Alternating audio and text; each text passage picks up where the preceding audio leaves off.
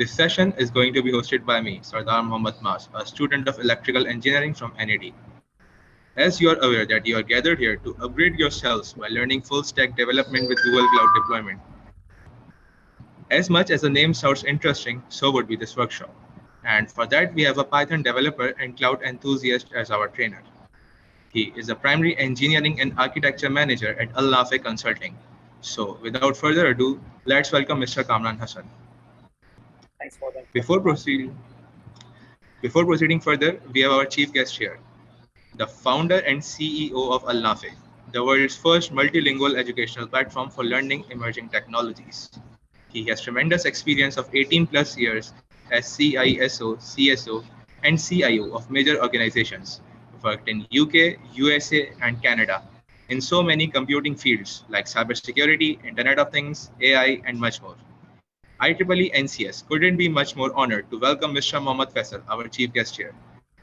I now invite Mr. Faisal to say a few words. Bismillahirrahmanirrahim. Assalamu alaikum wa rahmatullahi wa barakatuh. So the medium of talk is going to be in Urdu.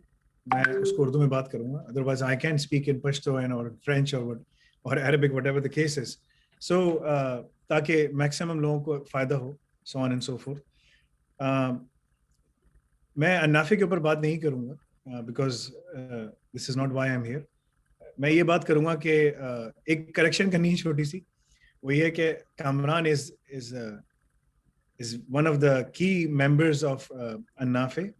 He's also working as one of the director hai ye, of engineering and infrastructure. And Hudhaifa Ahmed is also, which is also one of the NAD students. He's the director of data engineering, right? So Kamran जो है माशाल्लाह बड़े ज़बरदस्त आदमी है और मुझे कोई उनको इतना ज़्यादा समझाने की ज़रूरत नहीं पड़ती. आप उनको डायरेक्शन दें and he gets the job done. ठीक है. मकसद ये है कि इसमें दो फायदे हैं आप लोगों को इस आज के सेशन में करने में जो आप लोग कर रहे हैं यहाँ पर. If you guys are able to compete properly and get the work done जो वो करवा रहे हैं, then there is a good opportunity for you to work with us. आप लोग हमारे साथ काम कर सकेंगे इंशाल्लाह इसके ऊपर. और what we are looking for, मतलब कि अगर आपसे मुझसे कोई पूछे कि भाई हम क्या देख रहे हैं किसी में, तो उसको पाइथन के ऊपर डेवलपमेंट पे काम आना चाहिए, पाइथन के फ्रेमवर्क्स के बारे में पता होना चाहिए, गूगल क्लाउड के इंफ्रास्ट्रक्चर पे काम आना चाहिए. डजंट मैटर गूगल क्लाउड हो, OVH हो, GCP हो, अजोर हो, कोई भी प्लेयर हो. मार्केट में 4 बड़े प्लेयर्स हैं दुनिया में. इट डजंट मैटर कौन है, लेकिन आपको ओपन सोर्स पे काम आना चाहिए, लिनक्स के इंफ्रास्ट्रक्चर के ऊपर, सिसऑप्स के ऊपर, डेवऑप्स के ऊपर. ठीक है. तो अगर किसी को बेसिकली अप्लाई करना है, can someone make me a co-host ताकि मैं अपनी स्क्रीन शेयर कर सकूं.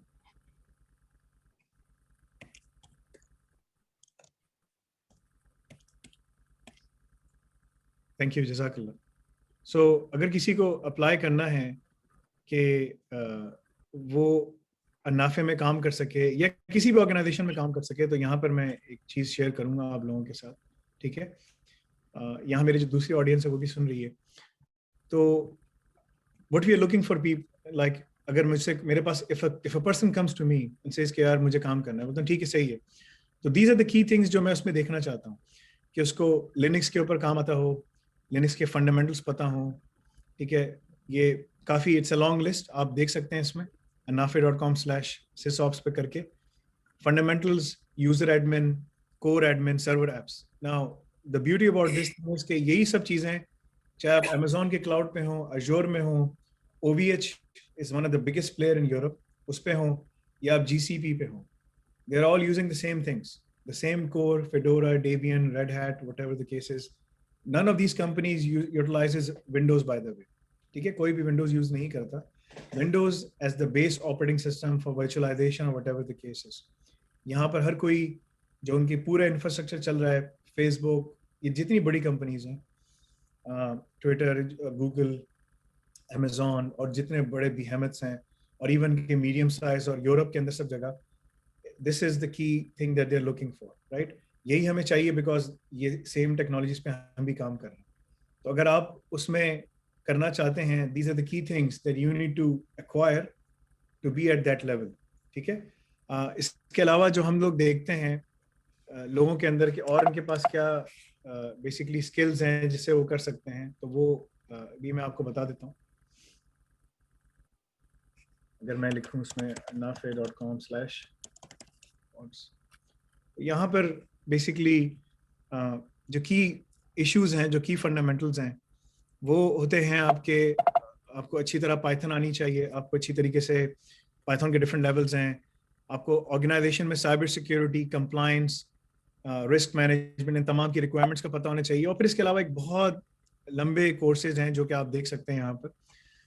द पॉइंट इज के मेरे पास टाइम इतना नहीं है, बस मुझे इतना बताना था कि अगर आप लोगों ने इसमें सही तरीके से कम्पीट किया and you are able to deliver, तो हम लोग यहाँ पर अभी बहुत बड़ा एक प्लेटफॉर्म अभी हमारा रिलीज हो रहा है, जिसमें हम लोग काफ़ी बड़ी इन्वेस्टमेंट करके हम लोग उसमें कर रहे हैं, $100,000 and thousands of dollars, कि जिसके अंदर हम लोग बेसिकली एक ऐसा पोर्टल बना रहे हैं जहाँ पर लोग लैब्स कर सकेंगे, live labs, not simulated labs but live labs. पूरा क्लाउड इंफ्रास्ट्रक्चर है, उसमें इलास्टिक सर्च है, किबाना है, ग्रिफाना है, बहुत सारी चीज़ें हैं। जितने भी कंपोनेंट्स हैं 99.99% जो कंपोनेंट्स हैं सारे के सारे ओपन सोर्स हैं, ठीक है। तो अगर आपको ओपन सोर्स टेक्नोलॉजीज पे काम आता है और आपको साइबर सिक्योरिटी इन तमाम रिक्वायरमेंट्स का पता है, then you will be able to perform well, because we have also registered a company known as Anafe Payments Pakistan के अंदर, जिसमें हम लोग पेमेंट वॉलेट्स और पेमेंट, क्योंकि पाकिस्तान में मैंने पेमेंट इंडस्ट्री के अंदर 15 ऑलमोस्ट 20 साल काम किया है, और पाकिस्तान में मैंने कंपनीज का हाल देखा है। कोई किसी ने नाम फौरी पेमेंट्स रखा हुआ है, किसी ने नाम कीनू रखा हुआ है, किसी ने क्या नाम रखा हुआ है, बट उनकी जो सर्विसेज हैं वो मतलब कि जिस तरह स्टैंडर्ड्स होने चाहिए कि आप ना APIs दें, मॉनिटर करें, आपकी सर्विस डाउन है, आप पे क्या है, कुछ भी नहीं है। बल्कि हमारे कस्टमर हमें बताते हैं कि भाई पेपरो की सर्विस डाउन हो गई, या वो कोई हमें भेज नहीं रहे, हम पेपरो को बताते हैं, पेपरो फिर चेक करता है, अच्छा डाउन हो गई, हमें पता नहीं था, ठीक है। तो इंटरनेशनली अगर देखा जाए, मैंने सारा पाकिस्तान से बाहर काम किया, लेकिन जब अगर आप पाकिस्तान से बाहर जाएंगे तो वहाँ इस तरह काम नहीं होता। रसूलुल्लाह सल्लल्लाहु अलैहि वसल्लम ने फरमाया कि जब कोई काम करो ना तो do it with perfection. Even अगर किसी को कत्ल भी करने जाओ ना तो परफेक्शन के साथ कैलकुलेटेड प्लान करो, ठीक है। तो these are the key things you have to understand के मतलब कि ना परफेक्शन इज द की, और परफेक्शन हर काम में इंसान को अचीव करनी चाहिए, because the most perfect of all is Allah सुब्हानहू व तआला, and then Allah bless the messengers and the prophets, so on and so forth, right? So I can give you a long list of examples. That's not the goal. The goal is ke there's a tremendous potential for you guys. मैं NED दो बच्चे मेरे पास आए थे, ये दोनों, they are young and they perform so well. इन्होंने इतना अच्छा काम किया कि I ended up giving them a stake in my company, कि यार ये तुम लोग कंपनी के ना अब इसमें स्टेक होल्डर्स हो, because they were able to prove themselves. Kamran बिल्कुल छोटा सा बच्चा है और हर कोई इसको छोटा छोटा बोलता है, मैं बोलता नहीं भाई छोटा नहीं है, इसके पेट में दाढ़ी है, बड़ी दाढ़ी पेट में, ऊपर छोटी दाढ़ी है इसकी, ठीक है। वो इसलिए कि जब एक ग़ज़वात के अंदर जहाँ पर अबू जहल को कत्ल किया था, तो वहाँ दो बच्चे थे यंग जिन्होंने उसको जख्मी किया था, ठीक है। तो अगर और फिर इसके बाद उसका जो फाइनल ब्लो था वो अब्दुल्लाह इब्न मसूद रज़ी अल्लाह अन्हु ने करके उसको ख़त्म कर दिया था, ठीक है। तो अबू जहल इतना लंबा आदमी था कि जब उसके ऊपर जो ना अब्दुल्लाह इब्न मसूद चढ़ रहे थे, तो वो ज़मीन पे गिरा हुआ जख्मी था और हिल नहीं सकता था, और वो कह रहा था, अरबी में शेर पढ़ रहा था कि तुम मेरे ऊपर ऐसे पहाड़ पे चढ़ो जिस पे तुम नहीं चढ़ सकते, गालिबन इस तरह से कुछ था, मैंने लिखा हुआ ये सब चीज़ें। लेकिन this is in the times of from the life of रसूलुल्लाह सल्लल्लाहु अलैहि वसल्लम एंड द मदनी, जो उनकी मदनी जिंदगी उसके अंदर इसका जिक्र है। तो कहने का मकसद ये है कि this a ट्रेमेंडस potential for you guys, you can start your own companies, तुम लोग कंपनीज का स्टार्ट कर सकते हो। पाकिस्तान में बड़े बड़े नामों से घबराना नहीं, पाकिस्तान में बड़े बड़े नाम हैं, लेकिन जब अंडरलाइंग जब उसको उठा के देखते हो ना तो पता चलता है कि अंदर उनके पास ना जिस तरह से इंटरनेशनल बेस्ट प्रैक्टिस में चल के करना चाहिए वो नहीं कर रहे। सो स्टार्टअप अपॉर्चुनिटीज बहुत अच्छी हैं, रिसर्च एंड डेवलपमेंट की अपॉर्चुनिटीज बहुत अच्छी हैं। अगर तुम लोग को यहाँ से बाहर जाना है तो मेरे हजारों स्टूडेंट्स हैं बाहर जाके काम कर रहे हैं, यूरोप में, जर्मनी में, यूरोप में यूके के अंदर, यूके तो यूरोप से बाहर आ गया है, फ्रांस है, जर्मनी, बहुत सारे, ठीक है, स्वीडन है, there are all over Europe, there are all over North America, there are all over basically in Middle East, और बहुत कामयाब हैं, बहुत अच्छी पोजीशंस पे काम कर रहे हैं। एंड इस NED की डिग्री जब करके गए तो they were not able to get anything, ठीक है। ऐसे बच्चे भी हैं कि NED से करके बैठे हुए हैं और they are working as basically as a receptionist और इन हॉस्पिटैलिटी इंडस्ट्री और व्हाटएवर द केसेस। इतने सारे मेरे पास केसेस हैं, मुझे बहुत मेल्स आती हैं, जब मेरे से वक्त मिलता है तो मैं जवाब। तो ये चीज मैं बता दूं कि the problem is it's not the it's not the मतलब कि ना it's not you when you go to the market. जब आप तुम चाहे इलेक्ट्रिकल में करो, इलेक्ट्रॉनिक्स में करो, BS में करो, किसी चीज में भी करो, इट्स नॉट कि यार मेरे साथ क्या मसला है, कि मेरे साथ क्यों ज्यादती हो रही है, मुझे अल्लाह ताला क्यों नहीं दे रहे। ऐसा नहीं है। रसूलुल्लाह सल्लल्लाहु अलैहि वसल्लम ने फरमाया अल्लाहुम्मा इन्नी अस्लुका इल्मन नाफिया, यानी कि नफे वाला इल्म अता फरमा अल्लाह ताला, व रिज़्क़न तय्यबा व अमलन मुतक़ब्बला। मैं हर बार ये जो है ना ये दुआ और अल्हम्दुलिल्लाह लज़ी बिनिअमतिही तुतिम्मु स्सॉलिहात, ये दुआएं जो दो दुआएं हैं हदीस की, ये अपने बच्चों को पढ़ के सुनाता रहता हूँ रोजाना।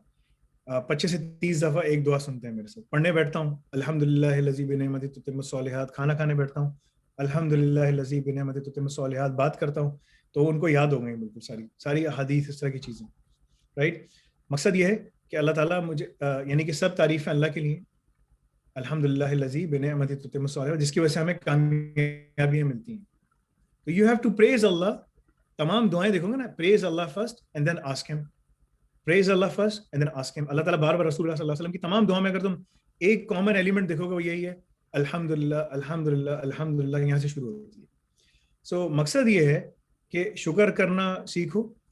और एक चीज का प्रॉब्लम है कि पाकिस्तान में जो यूनिवर्सिटीज में पढ़ाया जा रहा है और जो बाहर है, there is a huge disconnect. No matter what universities there are, मेरे पास JIK के बच्चे हैं, लम्स के बच्चे हैं, फास के बच्चे हैं, पाकिस्तान की टॉप यूनिवर्सिटीज के बच्चे हैं, पढ़ रहे होते हैं, डिग्री करके एक साल 1.5 साल लग जाता है, जॉब्स नहीं मिलती। उसकी वजह यही है सबसे बड़ी कि उनको यूनिवर्सिटी के जो प्रोफेसर हैं वो ये नहीं बताते कि मार्केट रियलिटीज क्या है और आप जो पढ़ रहे हैं जब आप पढ़ के जाएंगे तो क्या फर्क है, राइट। तो these are the two big, I mean ये इसमें बहुत बड़ा डिस्कनेक्ट है। यहाँ बाहर ममालिक के अंदर जब वो यूनिवर्सिटीज में पढ़ाते हैं तो वो बड़ी बड़ी जो ना ऑर्गेनाइजेशन से लोगों को बुलाते हैं। I am doing a PhD my self in university of Toronto, मतलब कि 20 साल से ऊपर मुझे इंडस्ट्री में एक्सपीरियंस हो गया। और वो 18 ईयर्स गलत लिखा हुआ उसमें, 20 साल से ऊपर का एक्सपीरियंस हो गया। और मैं अभी भी इंडस्ट्री में जाता हूँ और बात करता हूँ इसके ऊपर, ठीक है। और मैं द रीजन कि मैं अल्लाह ताला मुझे यहाँ लिया इज बिकॉज कि मैं जब टॉक्स में जाता था, I used to meet people, ठीक है, और उनसे मैं गाइडेंस लेता था, राइट। उनसे मैं पूछता था, गाइडेंस लेता था। मेरे बड़े अच्छे अल्लाह ताला ने मेंटोर्स दिए, सारे नॉन मुस्लिम्स थे, अल्लाह ताला उनको ईमान दे, हिदायत दे, अल्लाह ताला उनको ईमान की वो दे। इसी तरह दाढ़ी टोपी के साथ में जाता था, घबराता नहीं था, किसी से बात करता था, ठीक है। अल्लाह ताला ने बहुत छोटी उम्र में CISO बनाया, CIO बनाया और आगे ले गया, ठीक है। लोग जो हैं वो 50 के बाद बनते हैं, मुझे अल्लाह ताला ने जो है ना अर्ली 30s में बना दिया था, राइट। सो कहने का मकसद ये है कि you guys can all be successful, but you need to find out, तुम लोग को मालूम करना है कि जब तुम मार्केट में अभी पढ़ रहे हो ना, तो मार्केट में जरा Indeed.com पे जाओ, Indeed ग्लोबल पे जाओ, देखो दुनिया में क्या चीजें चल रही हैं। तो वहाँ हर कोई जो है ना, अगर क्लाउड पे काम करना है, ओपन सोर्स पे काम आना चाहिए। अगर लैंग्वेजेस पे काम है तो मिनिमम पाइथन पे एक्सपर्टीज होनी चाहिए, because Python is so prevalent, इतनी ज्यादा है कि it's everywhere. So it's coming from a CISO who has managed $1 billion budgets in large organizations, ठीक है। मैं तुम लोग को बता रहा हूँ कि मेरे पास ना 300 400 लोग होते थे रिपोर्ट करने के लिए, ठीक है। और उन सब के मैं कान मोड़ता था, गोनों के मैं कान मोड़ता था, राइट। तो तुम लोग तो मुसलमान हो सारे यहाँ पर, गैर मुस्लिम भी बैठे होंगे, ठीक है। लेकिन बात जो की टेक अवे है वो ये है कि एजुकेशन हासिल करनी है, ठीक है। University degree is very important. मैं कहता हूँ, मैं वो आदमी नहीं जो कहता हूँ कि नहीं, इट्स इंपॉर्टेंट। अगर हासिल कर सकते हो करो, उसका तुम्हें फायदा है। बिकॉज मैं सबको ये कहता हूँ कि अगर पाकिस्तान से बाहर जाना है, degree will take you there, बस वो बाहर तक लेके जा सकती है, ठीक है। लेकिन उसके बाद जब जॉब के लिए जाओगे ना, तो degree is not going to help you. You need the skills which are required, ठीक है। सो अगर किसी को पाकिस्तान में बैठना है, ठीक है, वो डिग्री नहीं करता, यार मैं डिग्री नहीं करनी, मुझे बेइंतहा जबरदस्त किस्म का पेनिट्रेशन टेस्टर बन जाना है, ठीक है, $1000 $2000 $3000 तो महीने के कमा लोगे, कोई मसला नहीं है। डेटा साइंस बनना है, डिग्री नहीं करनी, ठीक है यार, तो कर लोगे। लेकिन अगर पाकिस्तान से बाहर जाना है, यूरोप जाना है, मिडल ईस्ट जाना है, कहीं और जाना है, तो उसके लिए ज़रूरी है कि तुम लोग जो ना वो स्किल्स हासिल करो जो सब मार्केट में रियलिटी है, जो मांगे जाती हैं। यहाँ यूनिवर्सिटीज़ के अंदर वो उन स्किल्स को बच्चों को, एक्सपर्ट्स को बुलाते हैं, बिठाते हैं और बताते हैं कि भाई बच्चों तुम लोग डिग्री तो कर रहे हो, चाहे वो यूनिवर्सिटी ऑफ टोरंटो है, दुनिया में टॉप 10 यूनिवर्सिटीज़ में आती है, बहुत अच्छा नाम है, ठीक है, बहुत ज़बरदस्त है, ठीक है, कैम्ब्रिज ऑक्सफोर्ड है। इवन कैम्ब्रिज ऑक्सफोर्ड के बच्चों को जॉब्स नहीं मिलती। वो क्या करते हैं, दे सप्लीमेंट देयर स्किल्स, ठीक है। तो कहने का मकसद ये है कि ट्राई टू अचीव दो स्किल्स, ट्राई टू गेट दो स्किल्स। दुनिया में इस वक्त बिलियन से ज्यादा जॉब्स हैं, बिलियन, मैं बिलियन कह रहा हूँ, मिलियन नहीं कह रहा, बिलियन से ज्यादा जॉब, मिलियन तो 6-7 मिलियन तो सिर्फ नॉर्थ अमेरिका में है साइबर सिक्योरिटी के अंदर, साइबर डिफेंस के अंदर, डिजिटल फोरेंसिक्स और दूसरी फील्ड्स को छोड़ दो। सो ऑटोमेशन से दुनिया में बहुत जॉब्स आ रही हैं, चाहे वो साइबर सिक्योरिटी हो, ऑफेंसिव सिक्योरिटी हो, डिजिटल फोरेंसिक्स हो, स्काडा हो। स्काडा का इतना बड़ा थ्रेट हो गया है साइबर सिक्योरिटी का, कनोलियन पाइप सिस्टम्स, अब तो नजर आती है ना चीजें, न्यूज में आती हैं, ये पहले से होती आ रही है, अभी की बात नहीं है, अब ज्यादा प्रेवलेंट हो गई है। तो चाहे तुम इलेक्ट्रिकल कर रहे हो, इलेक्ट्रॉनिक्स कर रहे हो, एज आई सेड, कोई भी फील्ड हो, infuse data science with it. Don't study data science in isolation, infuse data science with it, infuse जिसको मैं कॉट्स कहता हूँ, infuse cots with it, infuse sysops, devops with it, then you can become a phenomenal candidate. कहीं पर भी जाकर तुम लोग कामयाब हो सकते हो और अल्लाह ताला तुम लोग को कामयाबी दे सकता है। अल्लाह ताला कुरान में फरमाते हैं कि मुसलमानों को मेहनत करनी पड़ेगी अपने हालात तब्दील करने के लिए। ये नहीं होता कि डिग्री करके बैठ गए और दुआ मांग रहे हो काम हो जाए, ठीक है। जज़ाकल्लाह खैर, ये आपसे बात करनी थी। इंशाअल्लाह मजीद सवालात के लिए आप कामरान आप देख लीजिएगा, ठीक है। Thank you so much. अस्सलाम वालेकुम वरहमतुल्लाहि वबरकातुहू। Walaikum salam. Thank you so much, Mr. Rafif, Mr. Faisal, for joining us. Now, before Mr. Kamran starts the session, there are a few things I would like to inform you all. If anyone has any queries, type them in the chat box. Mr. Kamran will respond to them after completing the session. Secondly, I will be posting a feedback form in the chat box at around 4 p.m. A similar feedback form will also be posted in tomorrow's session. Only those participants who will fill the form on the both days will receive the certificate. Mr. Kamran, you may start the session now. Thank you so much, Mas, for the introduction. Thank you, Faisal bhai, for taking some time out of your busy schedule and share some insight with all of us. Let me share my screen first and let's start with the presentation, and then we will go into the more hands-on things जो कि हम लोग को आज सीखनी है। Workshop का जो एजेंडा है, that is Python development, Django full stack development with Google Cloud deployment. So please let me know if you all can see my screen.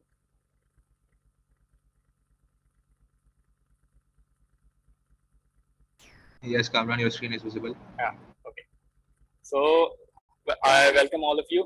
So we will start today's workshop that is on full stack development with GCP Google Cloud Platform deployment.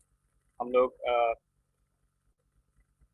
IEEE NCS और अल्नाफे basically Kamran Hasan, तो I guess मैंने गलत लिखा है कि आप अल्नाफे की एक समझने की कोलैबोरेशन है ये वर्कशॉप, जिसमें आप लोगों को कोशिश की जाएगी कि इन 2 दिनों में couple of hours both days Saturday Sunday हम लोग आपको कोई ऐसी स्किल इक्विप कर दें जिसकी बेसिस पे आप रियल लाइफ कोई एप्लीकेशन डिजाइन कर सकें, उसको डेवलप कर सकें और उसको कंप्लीटली डिप्लॉय भी कर सकें। Means end to end software development life cycle हम लोग पूरी फॉलो करते जाएंगे और अनफॉर्चुनेटली पूरी तो फॉलो नहीं होगी, बट जितनी हो सकेगी हम लोग कोशिश करेंगे कि एक अच्छा हेड स्टार्ट मिल जाए स्टूडेंट्स को। तो ये हमारा आपका एजेंडा होगा, ठीक है। तो डिस्कशन पॉइंट्स क्या होंगे हमारे? We will start with the overview, introducing the web development in general. Then we will discuss about backend and the front end, and what makes the backend a backend server, and what makes the front end a client side system. So हम ये सब discuss करेंगे और हमारे learning objectives मैंने आपको बताया, full stack development with GCP deployment, basically the whole life cycle of software development और वेब डेवलपमेंट हम डिस्कस करेंगे। टारगेट ऑडियंस हमने डिस्कस की थी कि बेसिक आइडिया ऑफ पाइथन और जावास्क्रिप्ट एंड फ्रंट एंड छोटी मोटी टेक्नोलॉजीज अगर आती हैं तो इंशाल्लाह आप लोग कॉन्सेप्ट जो आज डिस्कस किए जाएंगे वो सब ग्रास्प कर पाएंगे, क्योंकि आज जो वर्कशॉप है ये हैंड्स ऑन होगी। तो मैं बहुत जल्द ये प्रेजेंटेशन से स्लाइड आउट कर दूंगा और VS कोड हमारा ओपन हो जाएगा और उस पर हम प्रॉपर हैंड्स ऑन कोडिंग करेंगे आज, ठीक है। मार्केट ट्रेंड्स ये हम डिस्कस करेंगे, फिर जॉब और इंटर्नशिप चैलेंज जो कि फैसल भाई ने अभी डिस्कस किया आपके साथ, कि आप हमारी कंपनी में as a software developer intern की तरफ हायर हो सकते हैं और आपको परमानेंट जॉब के लिए भी हायर किया जाता है अगर आपने हमारे जो चैलेंजेस हैं वो कम्प्लीटली डिप्लॉय करके हमें दे दिए दिया जाएगा एंड देन हायर किया जाएगा। ठीक है, so let me introduction in any so on my technologies and basically the infrastructure side of the application that we are developing, right? So it's been the hacking tools and all the development tools we install in it. When you basically जब आप install करते हैं तो उसमें hacking tools आपको अगर Debian based distro है but उसमें आपको काली लिनक्स जो कि आप हैकिंग के लिए यूज करते हैं उसके सब टूल्स ऑलरेडी इंस्टॉल मिलेंगे। आपको डेवलपमेंट के टूल्स अगर कोड एडिटर्स से लेकर आपको डिफरेंट लाइब्रेरीज इंस्टॉल मिलेगी, उसमें पाइथन एनाकोंडा इंस्टॉल मिलेगा। तो बेसिकली जो भी आई वुड हाईली रेकमेंड के those who are into development and security stuff, cyber security stuff, तो उनको तो अपनी नाफे लिनक्स को अपनी डिफेक्टो लिनक्स डिस्ट्रो बना लेनी चाहिए अगर वो सीरियस है। ठीक है, तो और ये चीज़ आप लोग डाउनलोड भी कर सकते हैं, इसकी USB बाय भी कर सकते हैं। It's available on alnafe.com/labs I guess, alnafe.com/labs सही। ठीक है, तो डेट्स इट। नाउ चलें हम लोग डिस्कस करते हैं कि फुल स्टैक वेब डेवलपमेंट एक बज़ है कि फुल स्टैक डेवलपर क्या है। रिसेंटली मेरे एक दोस्त था, उसने कहा यार ये फुल स्टैक वेब डेवलपर कौन होता है, तुम हो क्या? तो मैंने बोला आपको कैसे पता? उसने बोला मैंने लिंक्डइन पे जॉब सर्च करी तो 15 out of 13 job full stack web developers की थी। तो इसमें ऐसी क्या खास बात है, डिफरेंट यूरोपियन कंट्रीज से और डिफरेंट कंट्रीज से उसको जॉब मिली, तो उसको 15 out of 13 jobs web development की मिली और full stack specially full stack लगा हुआ था। तो फुल स्टैक होता है, पहले तो हम बात करेंगे वेबसाइट के।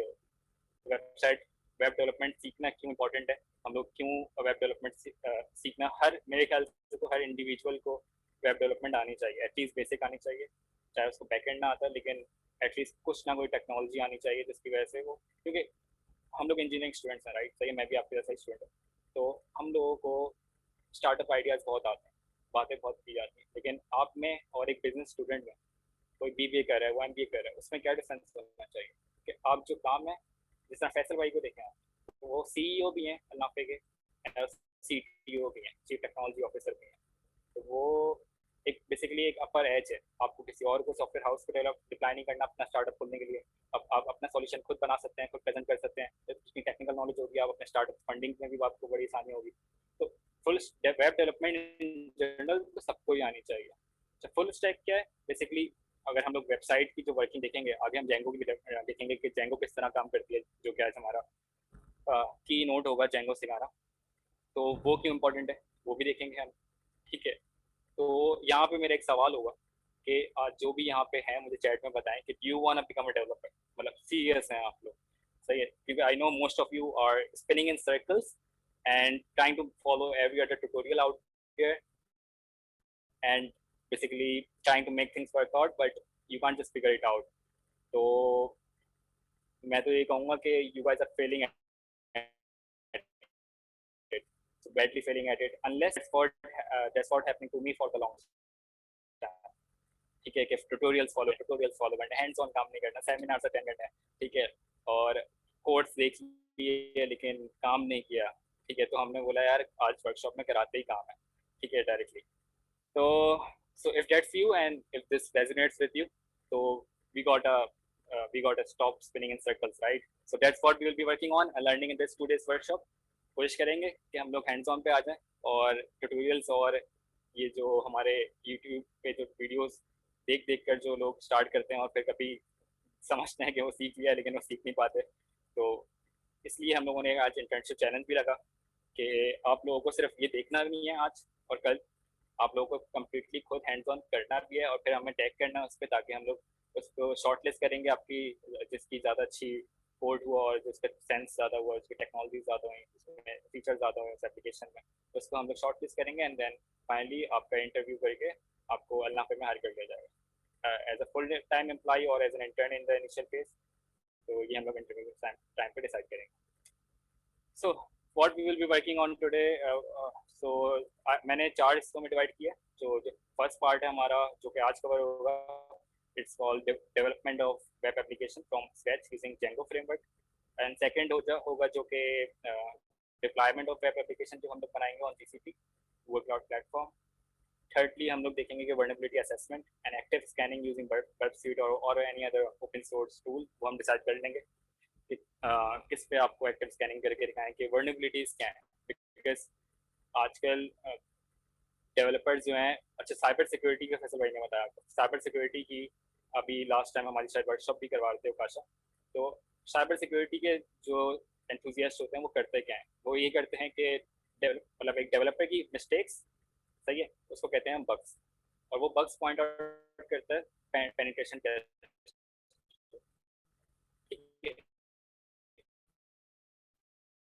तो अगर एक डेवलपर वो connect basically front end and the back end of an application using REST APIs, and then he knows how to deploy that application, सही है. और चेरी ऑन द टॉप क्या हो जाएगी कि उसको वर्नेबिलिटी असेसमेंट भी आती है, उसको पता है कि मेरे बग्स क्या हैं, सही है, before putting the application on the production site, production server. तो उसको पता है अगर वर्नेबिलिटीज क्या हैं, उसको उसने निकाल दी हैं. तो पेनिट्रेशन टेस्टर्स, तो कंपनी को ऐसे लोग एक एसेट रखते हैं. एसेट इन द सेंस एक कंप्लीट पैकेज है कि आपको फ्रंट एंड पता है, आपको बैक एंड पता है, आपको कनेक्ट करना आता है कि फ्रंट एंड बैक एंड को रेस्ट एपीआईज किस तरह बनानी है, आपको इंटीग्रेशंस आती हैं, आपको बैक एंड सर्वर्स मैनेज करना आता है, आपको क्लाउड इंफ्रास्ट्रक्चर मैनेज करना आता है, आपको वीएम्स बनाने आते हैं, आपको वीएम की सिक्योरिटी बना करनी आती है कि क्योंकि अभी रिसेंटली आपने देखा होगा कि हबीब यूनिवर्सिटी की वेबसाइट जब वो बेसिकली कॉम्प्रोमाइज हुई थी और उसके ऊपर कुछ लिखा हुआ आ गया था हैकर्स की तरफ से. तो वो हुआ क्या था, तो सिंपल सीक्वल इंजेक्शन, जो अगर वो एप्लीकेशन की डेवलपर्स जो थे वो वर्नेबिलिटी असेसमेंट करते, वो एक्टिव स्कैनिंग करके वो निकालते कहाँ पे सीक्वल इंजेक्शन चल सकते हैं, या फिर वीएम, उनका जो वीएम है उसके एसएसएच कनेक्शंस कहाँ पे वीक है, वहाँ पे क्या वर्नेबिलिटीज, कौन सा वर्जन यूज़ कर रहे हैं वो, ठीक है. अगर वो सब ये लोग देख रहे होते, उन्होंने देखा हो, तो आई गेस वो जो एम्बेरसमेंट है यूनिवर्सिटी के लिए वो ना होती, ठीक है. एनआईडी यूनिवर्सिटी की हम बात नहीं करेंगे क्योंकि एनआईडी यूनिवर्सिटी में तो एसएसएल सर्टिफिकेट भी नहीं उन्होंने एंटर किया हुआ, ठीक है. तो चलें, फिर फोर्थ पार्ट ये होगा हमारा कि हम लोग इंटर्नशिप और जॉब चैलेंज एंड में डिस्कस करेंगे, ठीक है. अच्छा, why using Django for this workshop, अगर मैं सवाल पूछूं, आप लोग मुझसे पूछ सकते हैं कि जेंगो ही क्यों हम लोगों ने चूज़ करी. जेंगो एक कम्प्लीटली पाइथन बेस्ड फ्रेमवर्क है, और पाइथन बेस्ड फ्रेमवर्क भी एक बेसिकली हाई लेवल फ्रेमवर्क है जो कि मतलब स्केलेबल वेबसाइट बना सकता है, वेब पोर्टल्स बना सकता है, वेब एप्स बना सकता है, ठीक है. यूट्यूब का बैकएंड जेंगो पे डिप्लॉयड है, इंस्टाग्राम का बैकएंड जेंगो पे डिप्लॉयड है. तो यूट्यूब में इनिशियली PHP पे डिज़ाइन किया था, बट उन्होंने जब उनकी स्केलेबल बनाना पड़ा उनको अपनी एप्लीकेशन, तो उनको जेंगो यूज़ करनी पड़ी. Then Spotify comes with the backend of on Django. Bitbucket, Pinterest, 2-3 नाम और भी हैं जो कि बड़े जाइंट्स हैं, बिलियंस ऑफ डॉलर्स की कंपनी है वैल्यूएशन की, और वो अपने बैकएंड पे जेंगो यूज़ करते हैं, ठीक है. तो अच्छा, ये जो मैंने अभी आपके बात डिस्कस करी कि should I pursue web development और साइबर सिक्योरिटी, तो आई ऑलवेज से कि you should pursue both at the same time, ठीक है. आप एक साइड को अपना वो बना लें, अपनी डिफेक्टिव चीज़ बना लें कि मैं वेब डेवलपर हूँ, but I know how to deal with the bugs, I know how to extract the vulnerabilities in a website that I personally built on my own. तो ये सब चीज़ें जब पता होंगी, जैसे आपको सीक्वल इंजेक्शन प्रिवेंट करने आते हैं, आपको क्रॉस साइट स्क्रिप्टिंग आती है, आपको CSRF टोकन्स कहाँ पे डिप्लॉय करने आपको पता है, OAuth टॉप 10 वर्नेबिलिटीज क्या है, इनको प्रिवेंट कैसे करते हैं. अगर आपको नहीं पता तो आपकी जो कंपनी होगी, जब उसमें कोई पेनिट्रेशन टेस्टर करके बग निकालेगा और उसको रिपोर्ट किया जाएगा, तो कंपनी को हेफ्टी अमाउंट देनी पड़ती है as a bounty. For example, अगर किसी ने पेपाल की बग निकाल दी, तो पेपाल में वो लोग एटलीस्ट $2,000 पे कर रहे होते हैं एक छोटे छोटे बग. सीक्वल इंजेक्शन निकाली तो मेरे ख्याल से आपको $20,000 भी मिल सकते हैं, ठीक है. बट पेपाल में सीक्वल इंजेक्शन निकालना इज नॉट अ जॉब, ठीक है. तो SQL injection basically taking over the VM, taking over the database, सही है. सारी चीज़ें आप बहुत ईजिली करते हैं जिस दिन आपने सीक्वल इंजेक्शन या फिर टेम्पलेट इंजेक्शन करना सीख ली. तो ये सब चीज़ें हम डिस्कस करेंगे आज की वर्कशॉप में. तो let's move on to the hands on thing. Hands on करने से पहले कुछ कॉन्सेप्ट्स आपको बताना चाहता हूँ जेंगो के बारे में, ठीक है, जेंगो की मैंने एक आउटलाइन डिज़ाइन की है, तो हम लोग पहले डिस्कस कर लेते हैं ताकि हम लोग कम्प्लीटली ब्लैंक ना हो जब हम कोड करने जाएं। ठीक है, तो हमारी पहली आउटलाइन है कि इंट्रोडक्शन। मैंने बताया कि जेंगो एक high level Python web framework है, सही है। अच्छा, पाइथन जो है हम लोग सिर्फ बैकएंड पे यूज़ कर सकते हैं, तो जेंगो फ्रंट एंड मतलब किस तरह काम कर रहा है, तो फ्रंट एंड बेसिकली आप या तो रिएक्ट कर लें, सही है, रिएक्ट की एपीआई से कनेक्ट कर लें इसको बैक एंड और फ्रंट एंड को, या फिर दूसरा सॉल्यूशन ये होता है कि Django comes with its built in templates. आप टेम्पलेट्स बनाएं HTML CSS जावास्क्रिप्ट एंड उसको बूटस्ट्रैप यूज़ करके, एंड देन आप जेंगो पे एक फुल स्टैक वेबसाइट डिज़ाइन कर लें। ठीक है, front end back and code development, stage company for performance, clean and rapid development, ये इसके बेसिकली फीचर्स हैं। और मैंने आपको बताया इंस्टाग्राम, पिंटरेस्ट, बिटबकेट और डिफरेंट वेबसाइट्स। आप गूगल पे सर्च करने जाएंगे तो एक लंबी लिस्ट मिलेगी जो कि आप यूज़ भी करते हैं, उनका बैक एंड आपको पता चलेगा कि यार ये तो जेंगो पे डिप्लॉयड है। अच्छा, ठीक है। अच्छा, ये घबराना नहीं है, सही है। Basic knowledge work flow, basic knowledge work flow, ये basically this is how the Django architecture works like. तो हमारे पास वेब ब्राउजर है, हमारे पास टेम्पलेट है, यूआरएल है, व्यू है, फॉर्म है, मॉडल है, एडमिन है, डेटाबेस है। ये सब चीज़ें क्या है, ये एक एक करके हम डिस्कस करेंगे। ठीक है, तो ये अभी कम्प्लीटली आपको शायद जो फेमिलियर नहीं है बैक एंड डेवलपमेंट से या फिर जेंगो से स्पेसिफिकली, तो उनको हो सकता है थोड़ा मुश्किल हो समझने में, लेकिन देखने में मुश्किल होगी, बट हम जब एक एक करके इसको देखेंगे और फिर हैंड्स ऑन काम करेंगे तो बहुत ईजिली आपको अंडरस्टैंड कर लेंगे। ठीक है, जो हमारा वर्क फ्लो है। तो first come with web browser, सही है। वेब ब्राउज़र क्या है, मैंने गूगल क्रोम खोला, मैंने जिस पे अभी प्रेजेंटेशन बनाई हुई थी गूगल डॉक्स पे, वो भी एक वेब ब्राउज़र पे चल रहा है, जो कि स्क्रिप्टिंग लैंग्वेजेस को कन्वर्ट वो ट्रांसलेट करके हमें दिखाता है। ठीक है, यूजर इस पर क्लिक कर सकता है, टाइप कर सकता है, एंटर कर सकता है, रिस्पॉन्ड कर सकता है। ठीक है, ये हमारा कम्प्लीटली वेब ब्राउज़र। तो वेब ब्राउज़र रीड क्या करेगा, वेब ब्राउज़र रीड करेगा हमारी, हम लोग उसको देंगे यूआरएल, सही है, यूआरएल देंगे। अगर हम नेक्स्ट पे जाएं, यूआरएल, तो यूआरएल क्या करती है कि आप खोलते हैं facebook.com, दैट इज यूआरएल। अगर उसको डिवाइड करेंगे तो उसमें www आपकी सब डोमेन आई, फिर फेसबुक आपकी बेस, facebook.com आपकी बेस डोमेन आई। तो ये कम्प्लीटली उसमें फिर आपने पैरामीटर्स पास कराए, डिफरेंट चीज़ें पास कराएंगे, हम आगे जाके देखेंगे। तो ये सब हमारी यूआरएल हुई, तो हमने यूआरएल दी। अच्छा, हम जब ब्राउज़र को यूआरएल देंगे तो ब्राउज़र क्या करना चाहिए, ब्राउज़र को हमें facebook.com खोलते हैं तो facebook.com दिखा देता है, या youtube.com खोलते हैं तो वो जेंगो से निकल के आ जाती है youtube.com। तो वो कैसे आती है, तो इसका फ्लो समझें। हमने ब्राउज़र पे लिखा यूआरएल, तो यूआरएल ने सर्च किया व्यूज़ कि मुझे इस यूआरएल पे कौन से व्यूज़ पे जाना है, और व्यूज़ पे हमें पता है कि कौन सा टेम्पलेट देना है। तो अगर हम समझें यहाँ से, अगर वर्क फ्लो समझे, वेब ब्राउज़र टू यूआरएल, फिर यूआरएल डिटरमाइन करती है कि कौन सी URL based on what subdomain you are trying to reach out, उसकी बेसिस पे हम लोग व्यूज़ पे देखेंगे, और व्यूज़ पे हमारे पास लॉजिक लिखा हुआ होगा सर्वर साइड का कि यार इससे यहाँ से यहाँ से यहाँ से जाके ये वाला पेज रेंडर कराना है, और उसमें ये स्पेसिफिकेशन देनी है based on what user is log in, और based on where the user is log in from, मतलब उसकी लोकेशन क्या है, उसकी आईपी एड्रेस क्या है। फॉर एग्जांपल मुझे पाकिस्तानी यूजर को अलग चीज़ दिखानी है, मुझे इंटरनेशनल यूजर को अलग चीज़ दिखानी है। ठीक है, तो पोलराइजेशन करनी है, तो इस सारी जो लॉजिक होगा वो हमारा बेसिकली होगा व्यूज़ की फाइल में। ठीक है, और व्यूज़ फिर हमें क्या करेगा, रेंडर कर देगा कि टेम्पलेट ब्राउज़र को दे दो। तो हमारे पास बेसिकली हम जब youtube.com लिखेंगे तो वो यूआरएल से टेम्पलेट व्यू देखेगा यूट्यूब के पीछे। ठीक है, और फिर व्यू से हमें व्यू में लॉजिक होगा कि यार ये चीज़ें इस यूज़र को दिखा दो, इसकी पास्ट हिस्ट्री ये थी, वो सब उठा के फेंकेगा टेम्पलेट पे। सिंपल जो टेम्पलेट बना होगा HTML CSS का, या फिर कोई फ्रेमवर्क होगा, मेरे ख्याल से वेब कंपोनेंट्स यूज़ करते हैं यूट्यूब वाले स्पेसिफिकली।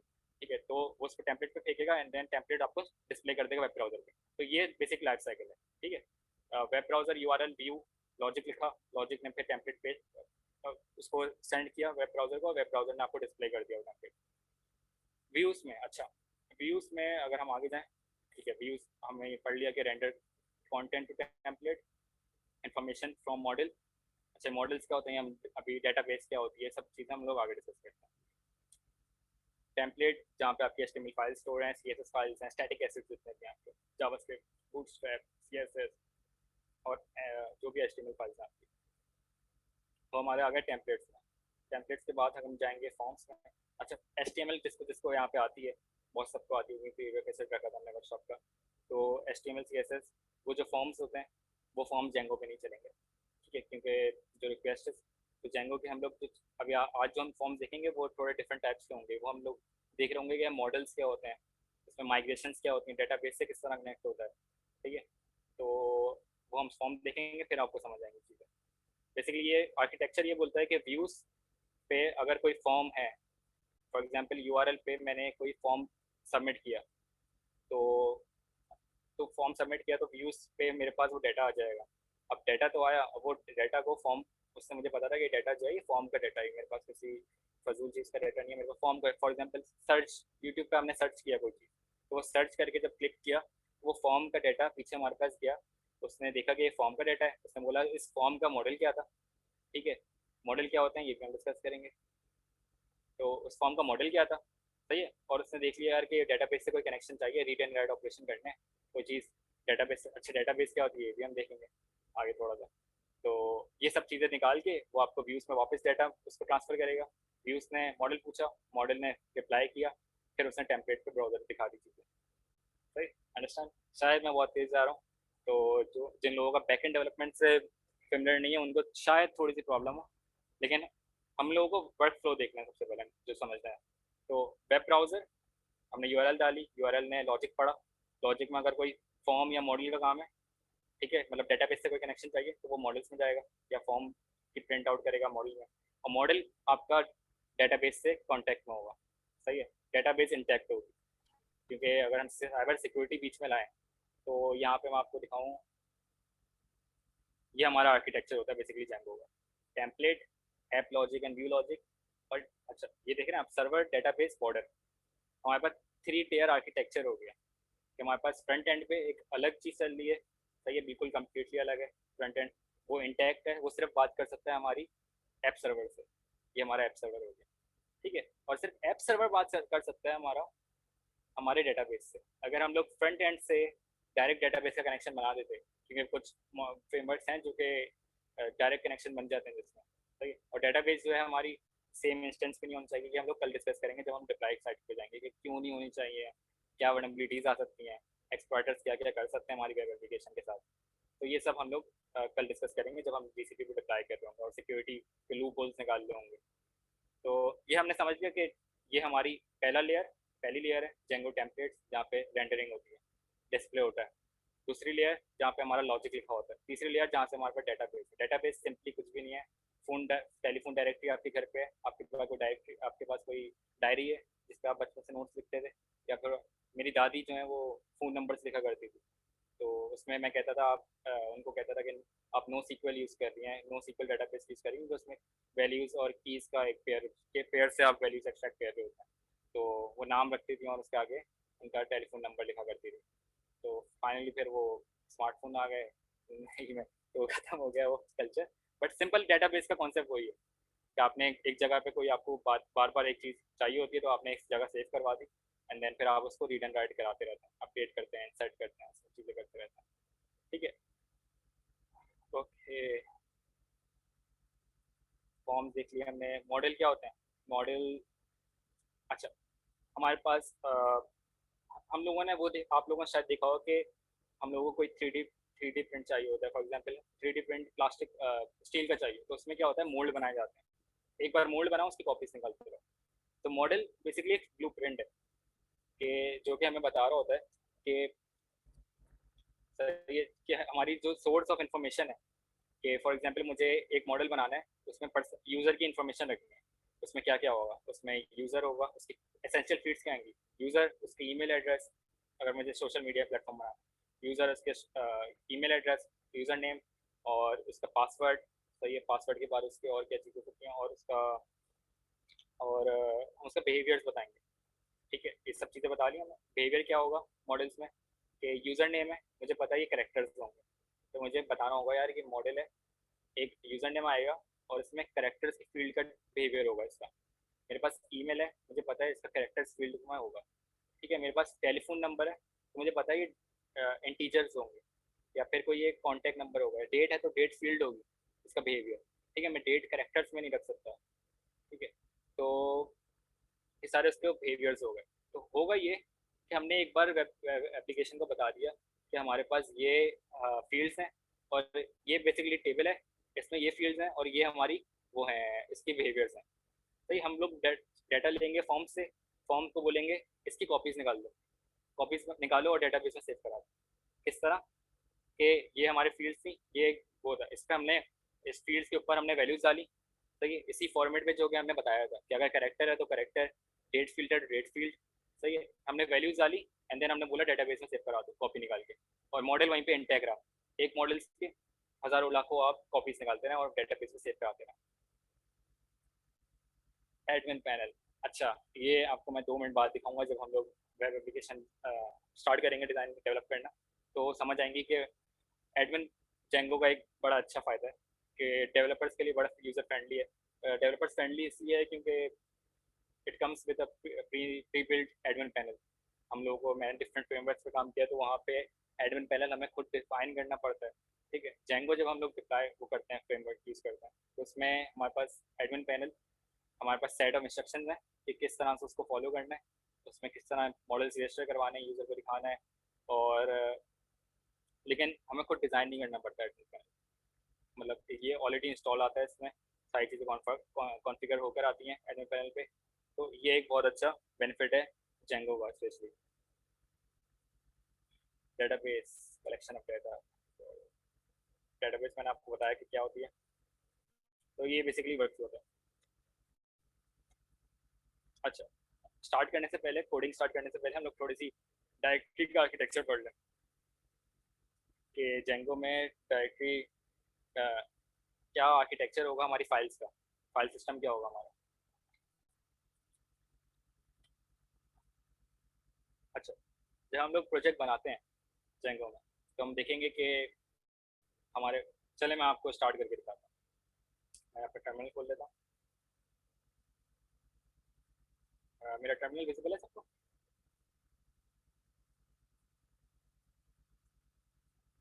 पास टर्मिनल विजिबल है मेरा? हाँ कामरान, विजिबल है। Okay, thank you.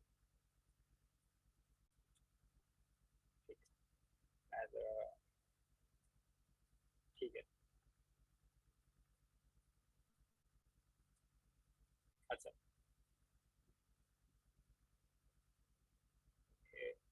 अच्छा, मुझे जेंगो इंस्टॉल करनी पड़ेगी। सबसे पहले हमारा क्या होगा, मैं अपने फोल्डर में चला गया।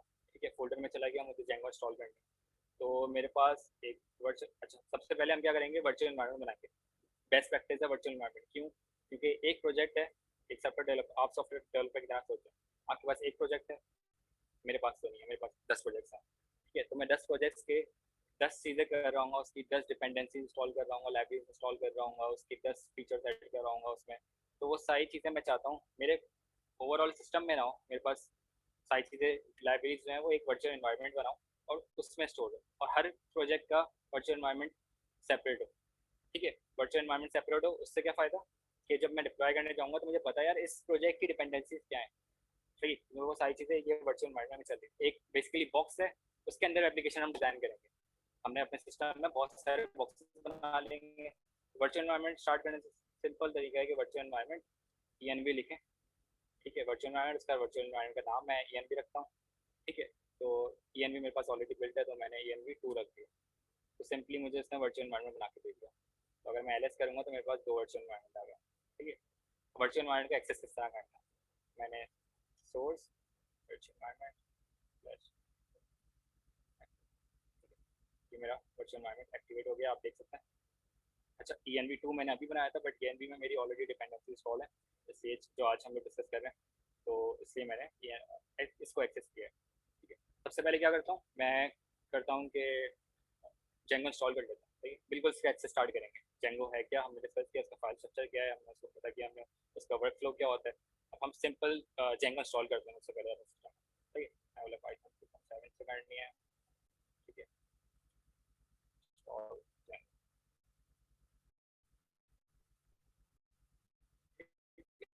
कह रहा है कि आपके पास जेंगो ऑलरेडी इंस्टॉल है तो मुझे ज़रूरत नहीं थी। ठीक है, आप लोग जब करेंगे तो इंस्टॉल कर देगा आपको। ओके, अच्छा जेंगो मेरे पास इंस्टॉल हो गई, और एक आध डिपेंडेंसीज भी कर लेता हूँ कि जेंगो क्रिस्पी फॉर्म, क्योंकि हम फॉर्म्स यूज़ करेंगे। कि मैं लाइब्रेरी इंस्टॉल कर रहा हूँ पाइथन की सिंपल। ठीक है, ये आप py.org जब जाते हैं तो सारी पाइथन की आती हैं, Django स्पेसिफिक, तो आपको मिल जाएंगी। तो मुझे किस भी फॉर्म्स यूज़ करने थे इसलिए वो भी मैंने इंस्टॉल कर दिया, मेरे को ऑलरेडी इंस्टॉल की मैं आपको दिखाया था। अब मुझे प्रोजेक्ट स्टार्ट करना है अपना, प्रोजेक्ट स्टार्ट किस तरह करूँ? तो मैं कमांड लिखूँगा Django एडमिन स्टार्ट प्रोजेक्ट। अच्छा, प्रोजेक्ट स्टार्ट करना इतना ईजी है कि एक कमांड से स्टार्ट हो जाएगा। ठीक है, स्टार्ट प्रोजेक्ट में अपना नाम लिखता हूँ फार्म हाउस।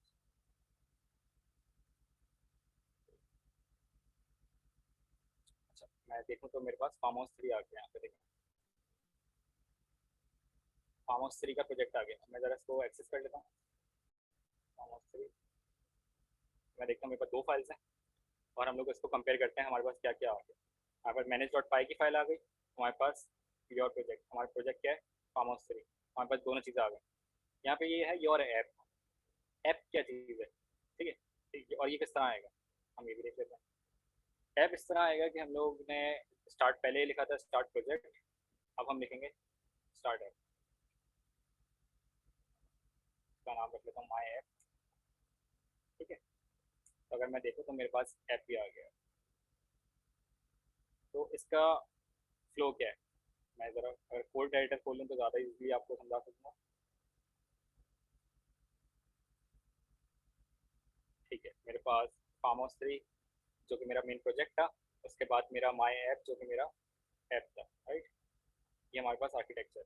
अब इसको अगर मैं और खोल लूँ तो मेरे पास फार्म हाउस 3 में क्या फाइल्स हैं, settings.py, init.py और urls.py, wsgi कॉन्फ़िगरेशन फाइल है ये।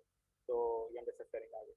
तो ये हमने देखा कि init.py, settings, url.py ये सब हमारे पास यहाँ पे अवेलेबल है ऑटोमेटिकली, मैंने कुछ भी नहीं किया, मैंने सिर्फ एक कमांड चलाई थी Django इंस्टॉल करके, राइट। ठीक है, ये सारी हमारे पास फाइल्स। और अगर हम लोग इसको रन करें और इसको ऐप को खोल लें तो ऐप में क्या क्या है, तो हमारे पास यहाँ पे भी आ रहा है migration file, static, templates, admin.py, form, models, views, database की फाइल है ये। तो ये सारी फाइल्स हमारे पास यहाँ पे भी। ठीक है, अच्छा, ऐप और प्रोजेक्ट में डिफरेंस क्या है? Django जो है हमारा वो वन टू मैनी का रिलेशन यूज़ करता है। वन टू मैनी का मतलब कि हमारे पास एक प्रोजेक्ट होता है और उस प्रोजेक्ट के ऊपर हमारे डिफरेंट ऐप्स चल रहे होते हैं। मुझे फॉर एग्जांपल मुझे एप्लीकेशन बनानी थी इंस्टाग्राम की, तो मैं इंस्टाग्राम बना रहा हूँ और मुझे इंस्टाग्राम में एक मुझे एक प्रोजेक्ट है मेरा जो मदर प्रोजेक्ट है, तो ये मैंने इंस्टाग्राम का प्रोजेक्ट बना दिया। उसके अंदर मैंने एक ऐप रखा सिर्फ स्टोरीज़ का। स्टोरीज़ का जो सेक्शन है ना हमारा, उसको मैंने एक कॉम्पोनेंट डिवाइड कर दिया और कॉम्पोनेंट में मैंने उसको स्टोरीज पे पूरी एक एप्लीकेशन बना ली, सिंपल स्नैपचैट की तरह। इंस्टाग्राम की सिर्फ स्टोरीज का वो मेरा एक ऐप हो गया। फिर जिस तरह हम लोग रिएक्ट में काम कर रहे होते हैं तो हम कॉम्पोनेंट्स पढ़ रहे होते हैं इस काम के लिए, तो यहाँ पे अगर बैकएंड देखा जाए उसी चीज़ का, रिएक्ट फ्रंट एंड पे हो रहा होता है, तो वहाँ पे अगर बैकएंड देखा जाए तो हम लोग उसके ऐप उसको पूरा एक ऐप कंसिडर कर सकते हैं। ठीक है, तो फिर मुझे एक चैट एप्लीकेशन बनानी है इंस्टाग्राम के अंदर, एक प्रोजेक्ट है उसके अंदर डिफरेंट ऐप्स हैं। ठीक है, चैट एप्लीकेशन एक अपने आप में मैं सेपरेटली एक प्रोजेक्ट एक ऐप बना लूँगा। ठीक है, तो फिर डिफरेंट ऐप्स बनाते रहूँगा और उसको कनेक्ट कैसे करेंगे वो हम देख लेते हैं। सबसे पहले जो इनिशियल कॉन्फ़िगरेशन है तो वो ये होगी कि हम लोग सेटिंग्स में जाते हैं, तो प्रोजेक्ट को बता देंगे हम करने क्या वाला है। डीबग मोड ऑन है हमारा इसमें।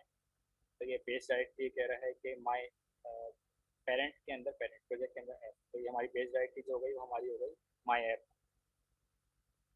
अच्छा, इंस्टॉल ऐप्स, मैंने इंस्टॉल ऐप किया, Django को नहीं पता मैंने इंस्टॉल ऐप किया, तो मुझे बताना पड़ेगा कि यार मैंने इंस्टॉल ऐप किया। तो किस तरह करेंगे वो, सिंपल यहाँ पे ऐड कर देंगे माई ऐप, मेरे प्रोजेक्ट का नाम। हमें क्रिस्पी फॉर्म भी ऐड करना है, तो मैं अभी से क्रिस्पी फॉर्म भी ऐड कर लेता हूँ यहाँ पे, क्रिस्पी फॉर्म। ठीक है, अच्छा, टेम्पलेट्स, टेम्पलेट्स मैंने बताया था कि जो कि यूज़र को डिस्प्ले कराना है आपको HTML फाइल्स आपकी, तो वो कहाँ पे स्टोर होंगी, तो वो मुझे उसकी लोकेशन बतानी है, उसकी डायरेक्टरी बतानी है, वो मैं कहाँ बताऊँगा डायरेक्टरी में। तो मैं इसको कहता हूँ कि os.path, अच्छा OS मैंने शायद इंक्लूड नहीं कराया था, मैं देख लेता हूँ, मैं इंपोर्ट करा लेता हूँ OS। बेसिकली ये मुझे OS हेल्प करता है उसमें, ये लाइब्रेरी मुझे हेल्प करती है मुझे पार्ट्स डिफाइन करने में कि एब्सोल्यूट पाथ क्या है और रिलेटिव पाथ देना चाह रहा हूँ कहाँ से कहाँ, तो अपनी एप्लीकेशन के मुझे पार्ट्स अगर करने हैं तो मुझे इस तरह से OS बड़ी हेल्पफुल होती है उसके लिए। तो मुझे चाहिए os.path.join टेम्पलेट। ठीक है, मैं बोला ये फोल्डर है, इस फोल्डर में अपने टेम्पलेट ढूंढ लेना। प्रोजेक्ट को मैं बता रहा हूँ, ये फोल्डर है, ये फोल्डर अभी बनाएंगे हम। तो ये फोल्डर है, इसमें अपने प्रोजेक्ट्स देख लेना, अपने टेम्पलेट ढूंढ लेना जो HTML फाइल है। डेटाबेस ये हम कल डिस्कस करेंगे जब हम डिप्लॉय कर होंगे वेबसाइट को, ठीक है। अभी हम SQLite 3 को यूज़ करते हैं क्योंकि ये प्रॉब्लम नहीं करेगी हमें, इसमें कोई सर्वर ऑन नहीं करना पड़ेगा। अच्छा, मैंने क्रिस्पी फॉर्म यूज़ किया तो मैं क्रिस्पी फॉर्म क्रिस्पी पैक, हाँ क्रिस्पी टेम्पलेट पैक ताकि इसको आप इग्नोर करें।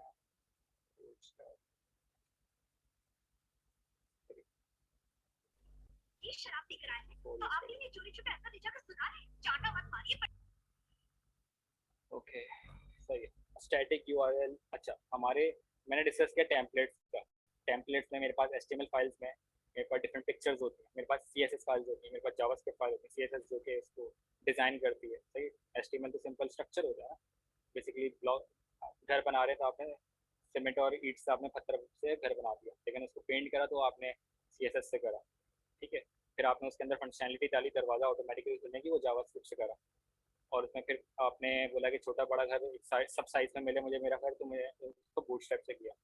तो वो हमारे आज के प्रीरेक्विजिट्स जो आपको पढ़ के आने थे, क्योंकि मैं जो आज यूज़ करूँगा वो तो डायरेक्ट हम लोग ये बनी हुई एक फॉर्मेट पे काम करेंगे, और हम लोग मोर फोकस करेंगे अपनी डेवलपमेंट स्ट्रक्चर पे कि हमारा बैक एंड कम्युनिकेशन किस तरह हो रही है, हमारा लॉजिक किस तरह लिखा जा रहा है। तो हम ये ज़्यादा चीज़ें आज फोकस करेंगे, ठीक है। स्टैटिक यूआरएल क्या है? स्टैटिक यूआरएल बेसिकली वो यूआरएल है जो कि हमारे सारे स्टैटिक एसेट्स में क्या क्या काउंट होता है। एक हमारा होता है सारी CSS फाइल्स, सही, जितनी भी स्टाइलिंग की फाइल्स हैं .css के फॉर्मेट में, वो सारी स्टैटिक में आती है। हमारी इमेजेस स्टैटिक एसेट माने जाते हैं उसको। इमेजेस, कोई मुझे अपनी वेबसाइट पे इमेज लेकर आनी है, वो भी मैं स्टैटिक में कंसिडर करूँगा। फिर दूसरा हमारा तीसरा हमारा जावास्क्रिप्ट की फाइल्स, मुझे कोई फ्रंट एंड में कोई बूटस्ट्रैप की फाइल्स, ठीक है, मुझे जावास्क्रिप्ट में कोई jQuery यूज़ करनी थी फ्रंट एंड पे, तो मैंने jQuery की जो की फाइल्स की लाइब्रेरीज होती हैं वो जिसने JS यूज़ करी है उसको पता होगा।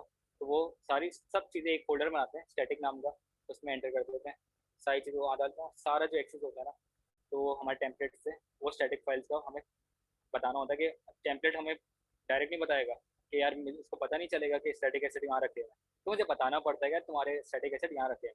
तो मैं उसको कैसे बताता हूँ, मैं अपनी प्रोजेक्ट की स्टैटिक्स की फाइल में बता देता हूँ कि यार तुम्हारे टेम्पलेट्स यहाँ पे पड़े हैं। तो ये कह रहा है बेसिकली कि स्टैटिक यूआरएल हमारी ऐप के अंदर है, और ऐप के अंदर स्लैश स्टैटिक के अंदर पड़ेगा, स्टैटिक का फोल्डर बनेगा और उसमें पड़ेगा। तो मैं इसको एडिट नहीं करता, मैं इसको ये रहने देता हूँ स्टैटिक यूआरएल।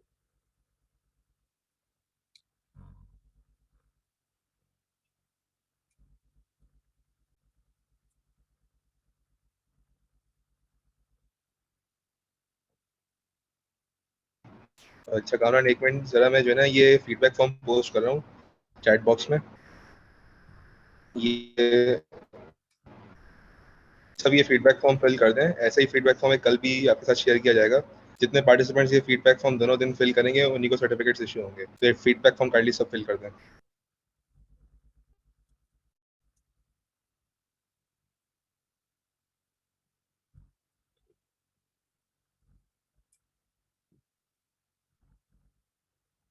अच्छा, हमने स्टैटिक की बात कर ली, अब मीडिया क्या होता है। मीडिया ये, स्टैटिक और मीडिया में सिंपल ये डिफरेंस है कि जो चीज़ ब्राउज़र के पास, जो हमारी एप्लीकेशन के पास ऑलरेडी है, वो सारा स्टैटिक है, ठीक है। और जो चीज़ डायनेमिकली आती है, फॉर एग्जांपल यूज़र ने आपने फेसबुक पे कोई पिक्चर अपलोड की, तो वो फेसबुक आपने यूट्यूब पे कोई वीडियो अपलोड की, तो वो सब चीज़ें आएंगी हमारी डायनेमिक। अब हमें नहीं पता कि कहाँ से आ रही है, तो वो सारी चीज़ें हमारी आती हैं मीडिया में। तो मैंने कोई पिक्चर वेबसाइट पर अपलोड करवानी है, मतलब यूज़र के थ्रू मैं चाहता हूँ कि मेरे पास सेव हो, तो वो कहाँ सेव होगी, स्लैश मीडिया में। और मैंने उसका पाथ भी बता दिया कि मीडिया का फोल्डर बना देना बेस डायरेक्टरी के अंदर, प्रोजेक्ट की बेस डायरेक्टरी के अंदर। दैट्स इट, हमारा आज का जो सेटिंग्स का जो काम था तो वो हमारा कॉन्फ़िगर हो गया। अच्छा, हम लोगों ने दो काम किया इसमें, हमने स्टैटिक का फोल्डर पार्ट दिया, और हमने दूसरा ये किया कि हमने टेम्पलेट्स का पार्ट दिया, लेकिन हमारे दोनों ये चीज़ें बनी भी नहीं है। तो हम अगर इसको बना ले तो ज़्यादा अच्छा होगा। तो हम पहले एक काम करते हैं, माई ऐप के अंदर जो मैंने पार्ट दिया था वो उसमें टेम्पलेट का फोल्डर बनाता हूँ, यहाँ पे अपनी HTML फाइल रखूँगा। ठीक है, ये मेरा फोल्डर बन गया। इसके अंदर मुझे एक फाइल बनानी है जो कि अवेलेबल है, अगर मैं अपना गिटहब खोलूँ,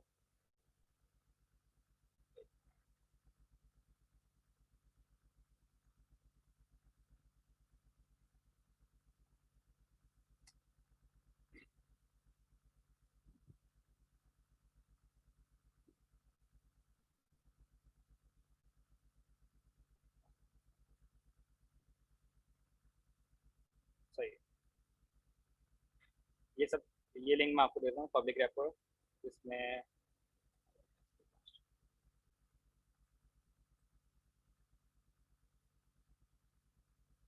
ठीक है, इसमें अभी मैंने अप्लाई नहीं किया, सॉरी। तो ये इसमें हम लोग ये जो आज का प्रोजेक्ट होगा वो हम लोग इसमें पुश करके रखेंगे, ताकि आप लोग जो चैलेंज के लिए, जो इंटर्नशिप चैलेंज और जॉब चैलेंज होगा, उसमें आप लोग यहाँ से कोड पुल कर सकेंगे आपके पास। ठीक है, मैं ये चैट पे शेयर कर लेता हूँ। Why not to use Git, कर रहे हैं यार, गेट यूज़ कर रहे हैं, लेकिन नहीं कर रहे। ठीक है, अगर मुझे स्टैटिक चीज़ें चाहिए तो मैं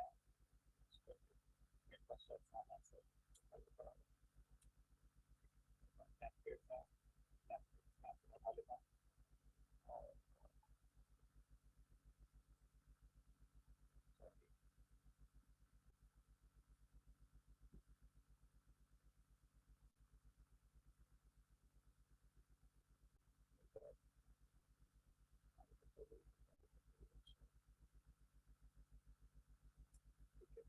और हम टेम्पलेट्स में गए, टेम्पलेट्स डॉट एचटीएमएल नहीं होगा, सॉरी, फोल्डर है तो इसका नाम तो हमारे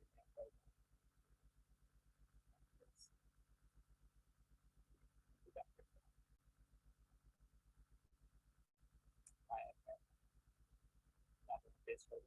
मेरी ये इंडेक्स की फाइल मैं आपको दूंगा, तो इसमें कोई प्रॉब्लम नहीं होगी आपको। ये बनी बनाई मैं आपको मेरा आपको दे दूँगा। और दूसरी चीज़ क्या चाहिए थी हमें, हमें स्टैटिक एसिड भी चाहिए था।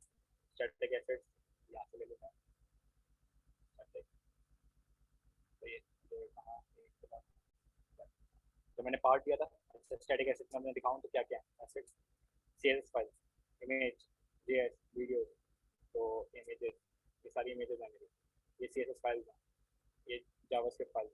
ठीक है, ये हमारा आज का पीरियड हो सकता है वैसे। तो अच्छा, हम वापस अपने डायरेक्टरी में आ जाते हैं, कोड में आ जाते हैं। हमने देखा कि इंडेक्स डॉट फाइल एचटीएमएल हमारे पास लोडेड है, हमने इसमें स्टैटिक लोड कराया हुआ है। हमें सबसे पहले टास्क है कि हमें इसको ऑन कराना है, ब्राउजर पर डिस्प्ले कराना है। कैसे कराएंगे? हम लोग सिंपल एक काम करते हैं सबसे पहले कि यूआरएल्स, अच्छा, यूआरएल्स में हमारे पास सिर्फ अभी जो बिल्ट इन, हमने अभी नया नया प्रोजेक्ट स्टार्ट किया, हमारे पास बिल्ट इन सिर्फ एक चीज़ अवेलेबल है जो कि एडमिन की यूआरएल्स है। मुझे चाहिए, मुझे अपने ऐप की यूआरएल सेट करानी, तो मैं अपने ऐप की यूआरएल किस तरह कराऊंगा? मैं बोलूँगा यूआरएल, अच्छा पहले यूआरएल इंपोर्ट करा लेता हूँ, तो हम चेक करते हैं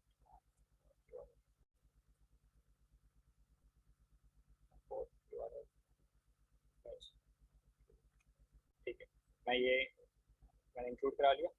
अब मैं इसको ऐड कर सकता हूँ। ठीक है, तो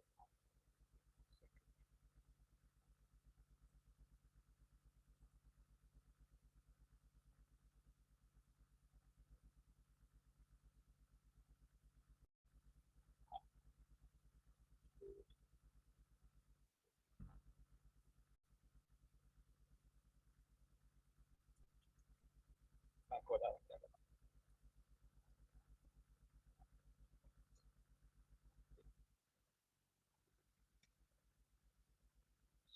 एंड ऑफ यूआरएल,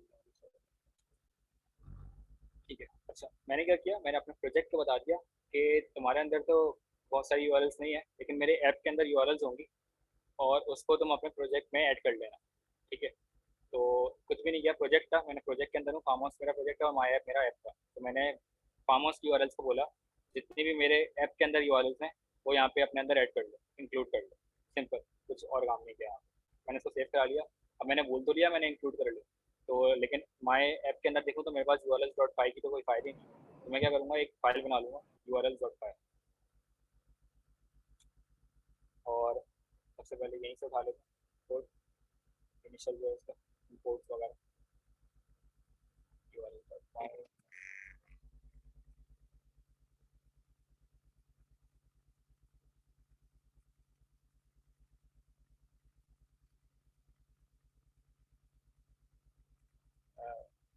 मास मेरी स्क्रीन हैंग तो नहीं कर रही? नहीं, तुम्हारी स्क्रीन हैंग नहीं कर रही, सही चल रही है।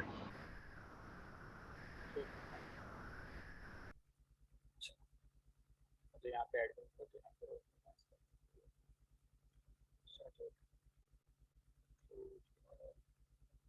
ठीक है। अच्छा, यूआरएल्स में 3 चीज़ें होती हैं जिससे यूआरएल बनती है। तो पहला ये कि मुझे उसका पार्ट डिफाइन करना है।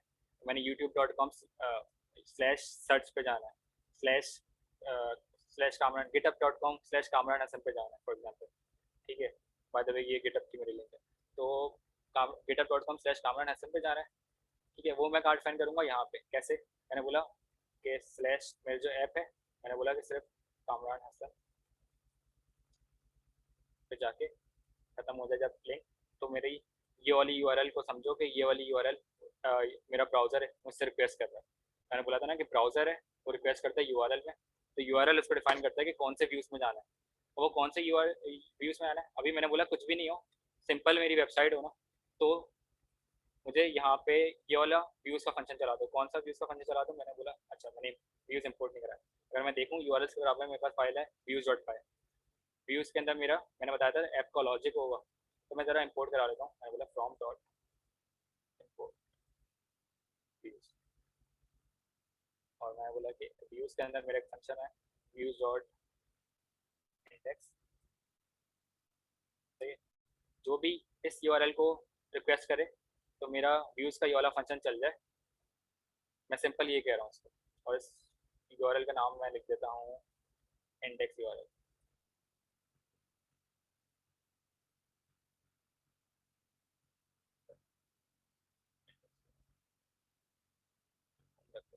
होम है ना ये, तो होम रख देते हैं। तो ये क्या कह रहा है? इस यूआरएल पे जाओ तो ये वाला फंक्शन चला दो मेरा व्यूज़ का, और इसका नाम है इंडेक्स। तो अब मैं क्या करूँगा कि यार ये जो फंक्शन है व्यूज़ में देखता हूँ फंक्शन एक्सेस करता है नहीं करता, क्योंकि अभी नया प्रोजेक्ट स्टार्ट किया था। तो देखा कि व्यूज़ हमारी खाली पड़ गया, तो हम लोग ज़रा इसको डिफाइन कर देते हैं फंक्शन सिंपल सा होम का।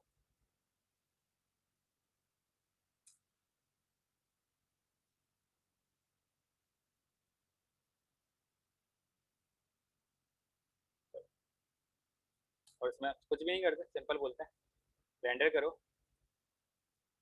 और रिटर्न फंक्शन को बोल रहा हूँ रिटर्न कर दो। ठीक है, ये मेरे यूआरएल ब्राउज़र ने यूआरएल से पूछा था, यूआरएल ने बोल दिया था यहाँ इससे पूछ लो। ठीक है, मेरे व्यूज़ के वाले फंक्शन से पूछ लो। तो इस वाले व्यूज़ के फंक्शन से पूछा गया, तो उसने बता दिया कि यार रिटर्न कर रहा हूँ मैं ये वाली चीज़ है। क्या कर रहा हूँ मैं? कर रहा हूँ, तो मैंने बोला कि पहला तो मैं रिक्वेस्ट ये डिफ़ॉल्ट पैरामीटर रखें रेंडर में। उसके बाद दूसरी चीज़ मैं बोलूँगा कि मेरा जो index.html है वो डिस्प्ले कराना चाहता हूँ।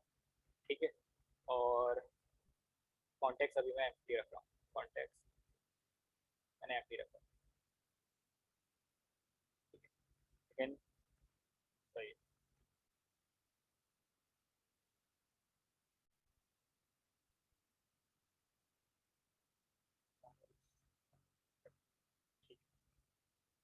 चलिए अब हम लोग सर्वर चला के देखते हैं क्या एरर आता है। ठीक है, सर्वर कैसे चलेगा? Python 3.7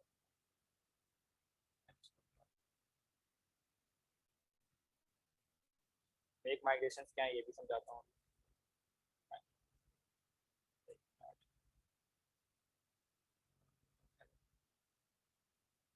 sorry, -9।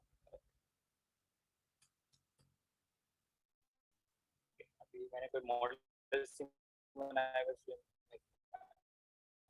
उसमें बताता हूँ डेटाबेस की साइड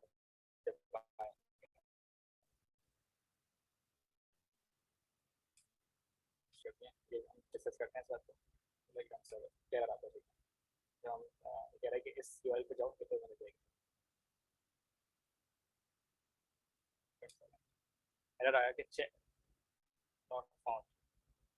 कुछ फंक्शंस हैं जो कि मेरी जो मैंने स्टैटिक इंडेक्स की फाइल बनाई थी उसमें रिक्वेस्ट कर रहे हैं, लेकिन वो यूआरएल एक्सेस नहीं करती, जैसे ये वाली। तो मैं इसको अभी फॉर द टाइम भी कमेंट आउट कर देता हूँ, ठीक है। तो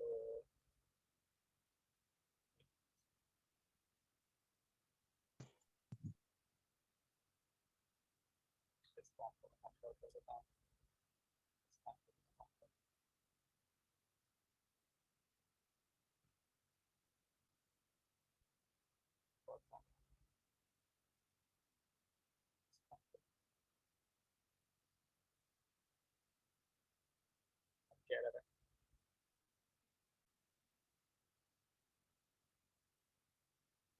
सॉरी ये कमेंट आउट मांगते नहीं, तो हम लोग एक काम करेंगे, टेम्पलेट्स में वो कमेंट मांगते हैं, टेम्पलेट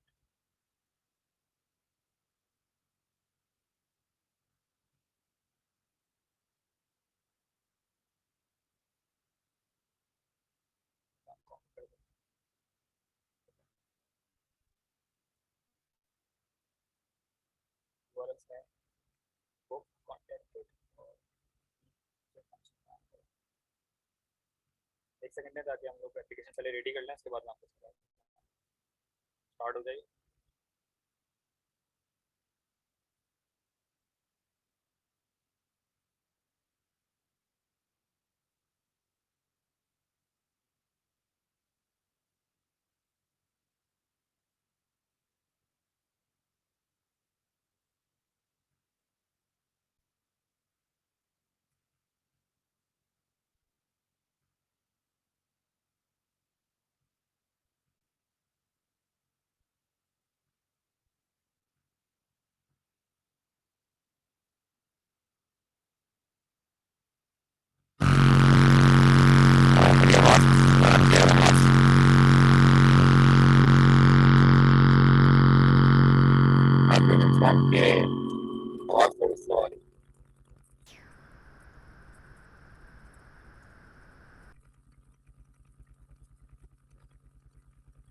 हेलो मास,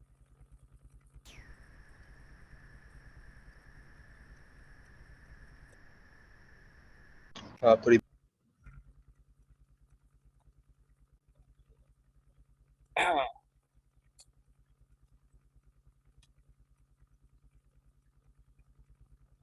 मास आवाज़ क्लियर आ रही है मेरी? अगर नहीं आ रही तो बताओ, क्योंकि फिर चीज़ें समझ नहीं आएंगी और फिर मिस आउट कर देंगे बहुत सारे कॉन्सेप्ट्स। बेटर है, थोड़ी हाँ आ रही है क्लियर।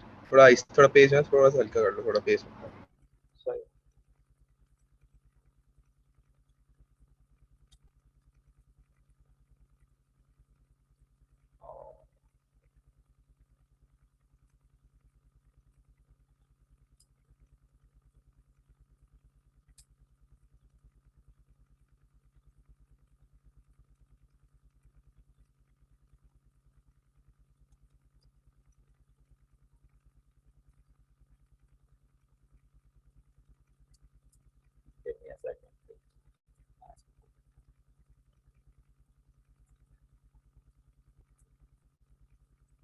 ठीक है, वेबसाइट हमारी ऑन हो चुकी है।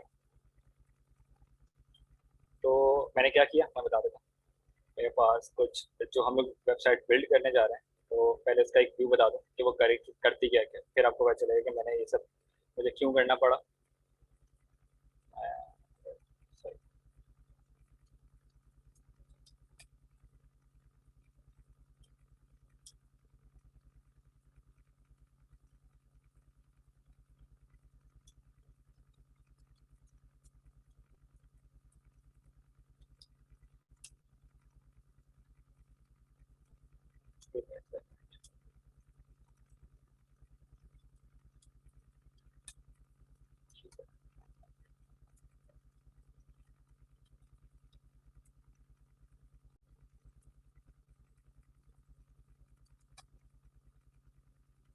ठीक है, जो हमारी एप्लीकेशन होगी फाइनल, जो हमारा मोटिव है वो क्या क्या है।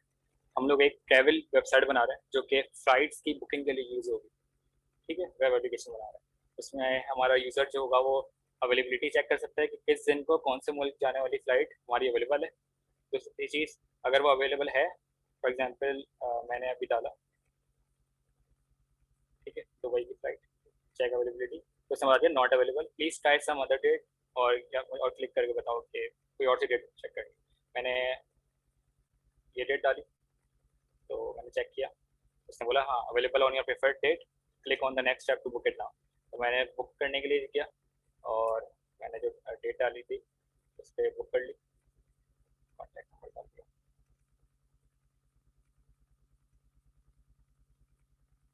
तो सॉरी,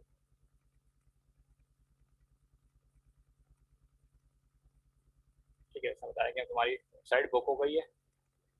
और लास्ट चीज़ क्या थी, एक चेक का फॉर्म था मेरा और एक बुक का फॉर्म था और एक मेरा कॉन्टैक्ट का फॉर्म था। कॉन्टैक्ट में मैंने बोला टेस्टिंग, मेरा नाम है कामरान है, मेरी ईमेल है और सब्जेक्ट में टेस्ट टेस्ट, ये मेरा मैसेज जाना चाहिए, मैसेज एडमिट है। ये सारी चीज़ें हमें आज करनी है।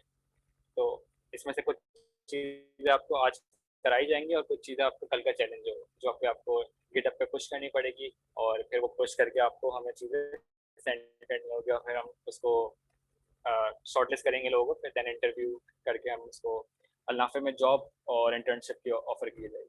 ठीक है, तो ये हमारा चैलेंज है। तो ये मुझे दिखाना था कि मैंने वो जो चीज़ें करी थी बीच में रुककर, मैंने फॉर्म्स बनाए थे, 2-3 फंक्शन बनाए थे, उसकी वाली बनाई थी, वो इसलिए क्योंकि मुझे कॉन्टैक्टेड कि मुझे वो चाहिए। ठीक है, रिक्वेस्ट, मेरा ब्राउज़र जो है एरर दे रहा था इसलिए। तो वो चीज़ें मैंने बनाई, लेकिन अभी वो जो हमारा जो प्रोजेक्ट है वो कोई काम का नहीं है, वो सिंपल, उसमें कोई लॉजिक नहीं लिखा हुआ, उसमें कुछ भी नहीं लिखा हुआ। तो वो सब एक एक करके हम करेंगे। वो कैसे करेंगे हम करते हैं ज़रा। ये तो बिल्ड वाला मैंने ऑन कर दिया था, इसको मैं बंद करता हूँ और जो हमारा डेवलपमेंट फेज में जो है एप्लीकेशन, उसको मैं ऑन कर लेता हूँ। तो हमने देखा मेरे पास फॉर्म जा चुके हैं क्योंकि मैंने अब तक कुछ बनाया ही नहीं और मेरे पास यहाँ पे कॉन्टैक्ट का फॉर्म भी। ठीक है, ये सब बनाना है, कैसे बनेगा आ जाए।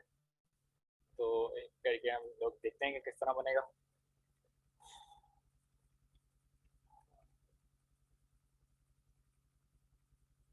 ठीक है, हमारा फर्स्ट पेज जो है वो तो डिज़ाइन हो चुका है, राइट। तो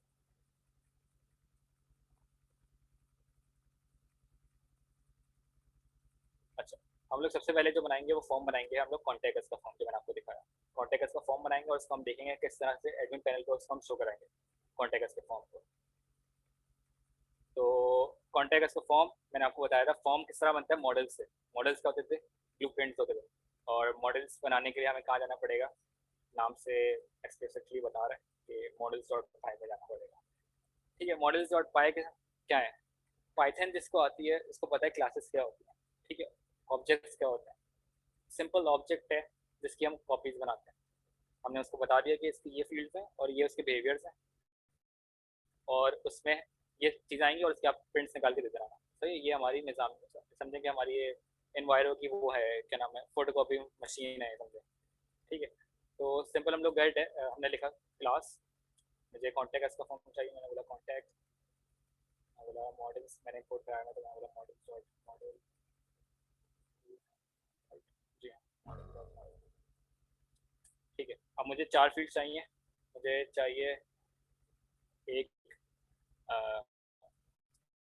name, email, subject and message. सही है,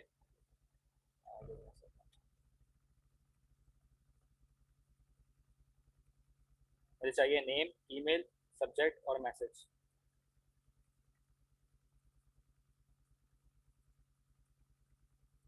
तो मुझे पहली फील्ड है नेम, तो मैंने बोला नेम, उसका बिहेवियर क्या होगा, वो कौन सी फॉर्मेट में होगी। मैंने उसको बताया कि मॉडल्स डॉट नेम जो होगा मेरा कैरेक्टर फील्ड होगा। ठीक है, और उसकी मैक्सिमम लिमिट क्या होती है कैरेक्टर की, मैक्सिमम लेंथ।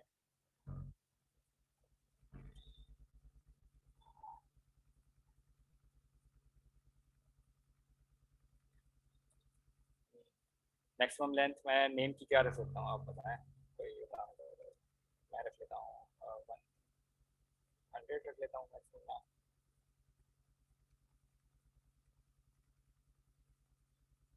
ठीक है, और इसका डिफ़ॉल्ट वैल्यू मैं रख लेता हूँ यूज़र।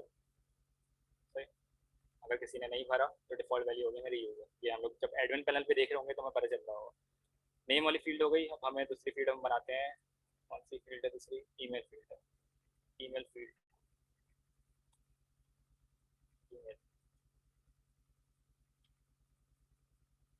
ईमेल मेरी कैरेक्टर फील्ड है, इसकी लेंथ मैं रख लेता हूँ 50 कैरेक्टर्स, और ये मैं डिफॉल्ट रख लेता हूँ ईमेल।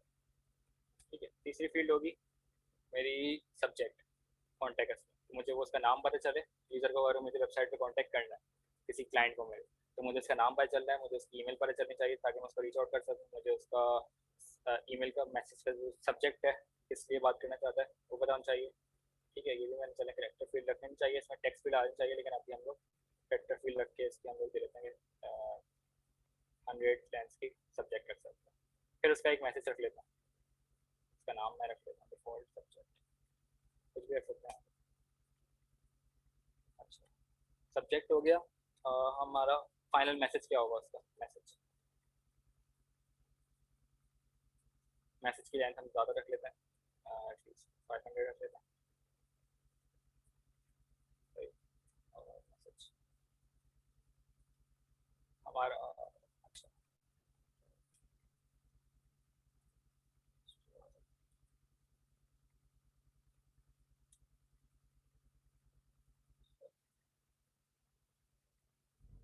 अच्छा इस मॉडल का मेरा नाम मैं किस तरह रीड कराना चाहता हूँ। चाहिए अगर सेकेंड ईयर DSA किसी को याद है तो शायद उनको जिन्होंने नहीं पढ़ी, जो जूनियर्स हैं उनको शायद ना आइडिया हो, लेकिन ये DSA में आप पढ़ लेंगे कि पाइथन की बिल्ट इन क्लासेस में क्या क्या चीज़ें होती हैं। तो इसका मैं नाम रखना चाह रहा हूँ सेल्फ रिटर्न सेल्फ नेम से पता चले। ठीक है, मेरा पहला कॉन्टैक्ट अस का फॉर्म का मॉडल तैयार है। अब मुझे इस मॉडल के ऊपर एक फॉर्म बनाना है। ठीक है, अब फॉर्म कैसे बनेगा वो हम देख लेते हैं। हमने मॉडल तैयार है हमारा, उसका नाम है कॉन्टैक्ट, उसकी 4 फील्ड्स हैं। यहाँ पे हमारा फॉर्म्स डॉट पाई की फाइल नहीं बनी हुई, तो हम एक बना लेते हैं माई ऐप के अंदर फॉर्म्स डॉट पाई। ठीक है, फॉर्म्स डॉट पाई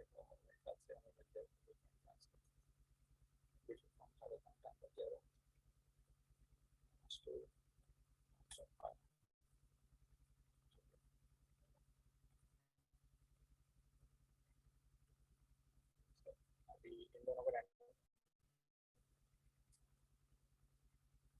इसको कमेंट आउट कर देता हूँ फॉर द टाइम। ठीक है, हमने क्या किया कि यहाँ पे नहीं आएगा, सिर्फ कॉन्टैक्ट उसका फॉर्म।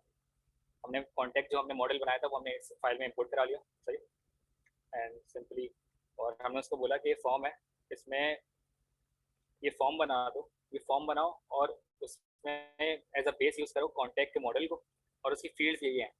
हमने बस इसको ये बताया फॉर्म और कुछ नहीं बताया। ये फॉर्म है, इस मॉडल को बेस पे बनाओ और इसकी फील्ड ये होनी चाहिए। ठीक है, ये चीज़ें हमने बता दी। अब हमें ये फॉर्म से हमें डिस्प्ले कराना है उस पर, जो हमारे जो वेबसाइट है उस पर। वो कैसे होगा, हम लोग जाएंगे व्यूज़ पे जहाँ पे हमारा लॉजिक था।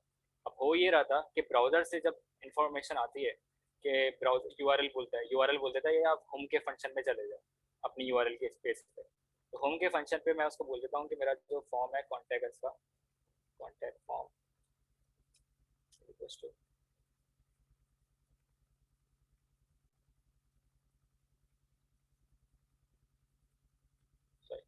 Contact form is equals to, अच्छा मुझे इंपोर्ट भी कराना पड़ेगा फ्रॉम डॉट फॉर्म, जो मैंने फॉर्म बनाया है इंपोर्ट कॉन्टैक्ट। ठीक है, मैंने उसको बोला ये जो मेरी फॉर्म की क्लास थी इसका एक मुझे ऑब्जेक्ट बना दो, एम्प्टी ऑब्जेक्ट, और ये चीज़ मुझे भेज दो कॉन्टेक्स्ट में। कॉन्टेक्स्ट क्या है, मुझे कोई भी इंफॉर्मेशन अपने ऐप सर्वर से टेम्पलेट पे भेजनी है डिस्प्ले के लिए, तो वो मैं कैसे भेजूंगा, मैं कॉन्टेक्स्ट पे भेजूंगा। ठीक है, कॉन्टेक्ट जितनी भी चीज़ होगी ना, बेसिकली ये कह रहा है रेंडर कि ये वाली चीज़ रिक्वेस्ट आने पे ये वाली चीज़ भेज दो, ये वाला टेम्पलेट दिखा दो, और उस टेम्पलेट में ये सारा कॉन्टेक्ट भी पास करा दो। ये इस लाइन का मतलब ये है। ठीक है, अब मैं कॉन्टेक्ट उसको पास करवा रहा हूँ, तो कॉन्टेक्ट में मैंने फॉर्म बना लिया था, इंपोर्ट करा लिया कॉन्टेक्ट फॉर्म के नाम से। तो मैंने बोला कॉन्टेक्ट फॉर्म कॉन्टेक्ट फॉर्म। ठीक है, और अगर हम लोग इसका मॉडल को देखें कॉन्टैक्ट फॉर्म कैसे बना हुआ है। ठीक है,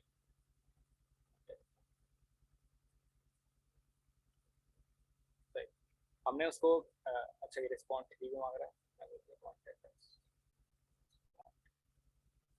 यूज के बाद मैं इसको एक और चीज भेज देता हूँ। उसके बटन पे जो टेक्स्ट होगा, मैं बटन पे टेक्स्ट लिखना चाहता हूँ जब वो वेबसाइट पे आए, तो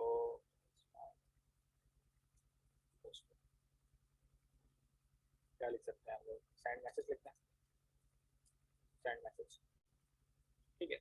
और ये चीज़ अब दो चीज़ें मैं उसको index.html में दो चीज़ें भेज रहा हूँ, एक कॉन्टैक्ट फॉर्म और एक बटन, उसका जो बटन का टेक्स्ट है वो भेज रहा हूँ। अब ये दोनों चीज़ें मैं यहाँ पे कैसे इंपोर्ट कराऊंगा?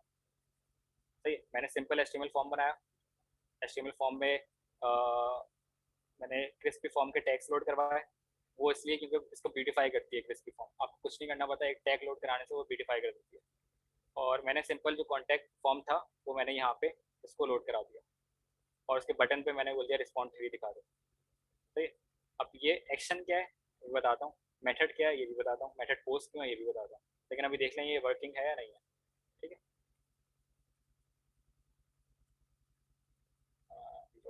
Contact object is not iterable, so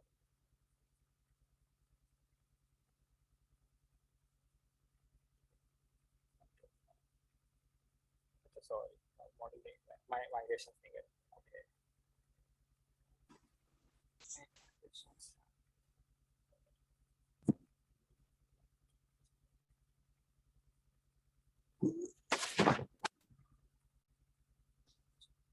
form का नाम कॉन्टैक्ट फॉर्म कर लें, फिर मॉडल का नाम भी कॉन्टैक्ट है और फॉर्म का नाम भी कॉन्टैक्ट हो जाएगा, कॉन्टैक्ट फॉर्म है, ठीक है। और एक इंपोर्ट जब करवाएगा मैंने कॉन्टैक्ट करा, ठीक है। अच्छा मैंने डेटाबेस में चेंजेस करी हैं तो मुझे माइग्रेशन बनानी पड़ेंगी। तो माइग्रेशन क्या करती है, मेक माइग्रेशन की जो कमांड है ना जो मैं अभी यूज़ कर रहा हूँ, ये देखें माइग्रेशन, तो इसने क्या किया, जो भी मेरी डेटाबेस में चेंजेस करनी थी उसको एक पैकेज बना लिया। अभी डेटाबेस में चेंजेस करी तो नहीं, लेकिन उसने एक करने के लिए ना पैकेज बना लिया। अब पैकेज जो बनाया तो उसको हमें चेंजेस करनी भी है, वो जो माइग्रेशन बनी है वो अप्लाई भी करनी है। तो मैंने अप्लाई कैसे करूँगा, सिंपल लिखूँगा माइग्रेट, माइग्रेट हो गए।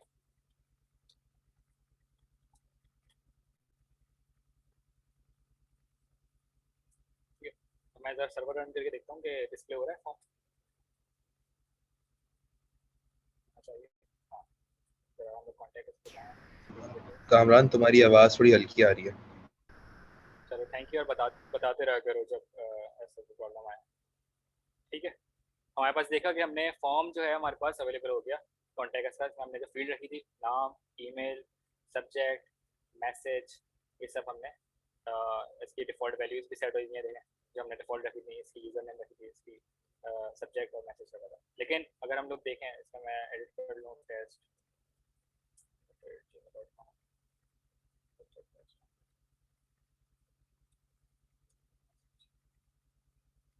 अगर मैं इसको सेंड करूँगा तो मुझे इसमें कोई खास रिस्पॉन्स नहीं दिया, क्यों? क्योंकि ये जब सेंड किया ना, तो अगर हम लोग फॉर्म में देखें,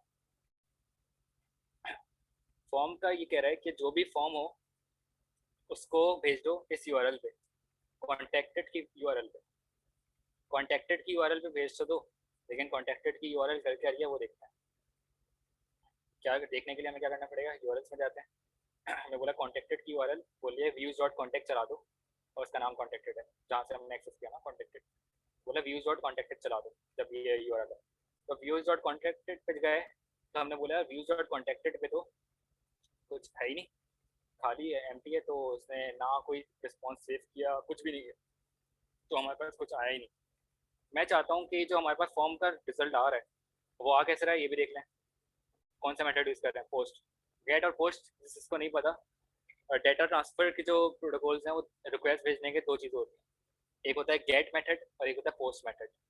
तो गेट मेथड ये है कि यार आपने अपने दोस्त को चला के बताया कि यार मेरा फेसबुक का यार मेरा यूज़र नेम ये है, क्या नाम है, मेरा यूज़र नेम कामरान हसन है गेटअप पे, ठीक है। आपने क्लास सीट पे बैठे हुए थे, फर्स्ट सीट वाले को चिल्ला के बताया आपने, यार हसन रिजवी मेरा रोल नंबर ये है, ठीक है, क्योंकि वो इतनी सब है। और उसमें दौरान में हुआ क्या, जो क्लास में जो बीच वाले लोग थे वो सब लोगों ने सुना वो बात कि यार इसका रोल नंबर ये है, सबको पता चल गई बात, सबको लिए अवेलेबल थी वो इन्फॉर्मेशन नज़र आ रही है। ठीक है, लेकिन अगर मुझे अपना पासवर्ड डिस्क्लोज करना है, मैंने बोला मुझे हसन रिजवी को पासवर्ड भेजना था, फर्स्ट पे बैठा हुआ था, तो मैं उसको गेट रिक्वेस्ट से नहीं मारूंगा, मैं उसको बोलूंगा मैं पोस्ट रिक्वेस्ट सेंड करूंगा, उसमें पासवर्ड करूंगा, क्योंकि मेरे पास जो डाटा होगा वो कॉम्प्रोमाइज ना हो, वो इजिली एक्सेसिबल ना हो सबके लिए, ठीक है। तो इसलिए मैं क्या करूँगा, पोस्ट रिक्वेस्ट करूँगा। पोस्ट में ये होता है कि डाटा जो होता है वो एक यूजर वो नहीं होता, बेसिकली यूज़र को नज़र नहीं आ रहा होता जो वो डाटा पैकेट भेजा है। फॉर एग्जांपल मैं आपको रिक्वेस्ट के फॉर्म में भेज दिखाता हूँ। मैं गया google.com पे, तो मैंने कुछ भी सर्च किया, कामरान हसन, तो ये देखें मेरे पास यूआरएल में ऐड होकर आ गया जो भी था, मैंने जो सर्च किया कामरान हसन, सिंपल सारा डाटा जो है मेरे पास अवेलेबल है, ठीक है। मुझे सामने नज़र भी आ रहा है, ओपन है, कोई इंक्रिप्टेड भी नहीं है, सब सिंपल सारी चीज़ें नज़र। तो ये सब ये एग्जांपल थी इसकी गेट रिक्वेस्ट की, गूगल गेट रिक्वेस्ट सेंड कर रहा है अपने सर्वर पे। लेकिन अगर मुझे पोस्ट रिक्वेस्ट सेंड कर, मुझे अगर पासवर्ड भेजना होता है कहीं पे, फॉर एग्जांपल मैंने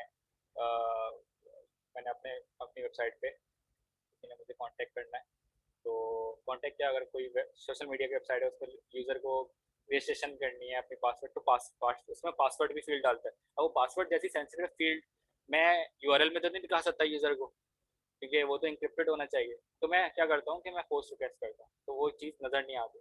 फॉर एग्जांपल अगर मैं आपको ये फॉर्म दिखाऊँ, ठीक है, मैं मैसेज भेज दूँ, तो ये देखा आपने यूआरएल पे कुछ नज़र नहीं आया, मैंने रिक्वेस्ट भेज दी थी, जो मैसेज सेंड, तो यूआरएल पे कुछ नज़र नहीं, क्यों? क्योंकि मैंने पोस्ट मेथड यूज़ किया था। अच्छा, अब हमें क्या करना है, हमारे पास सारी चीज़ें जो हैं, वो फॉर्म तो चल रहा है हमारा वेबसाइट पे, सारी चीज़ें चल भी रही हैं। अगर मैं वेबसाइट खोलूँ अपनी,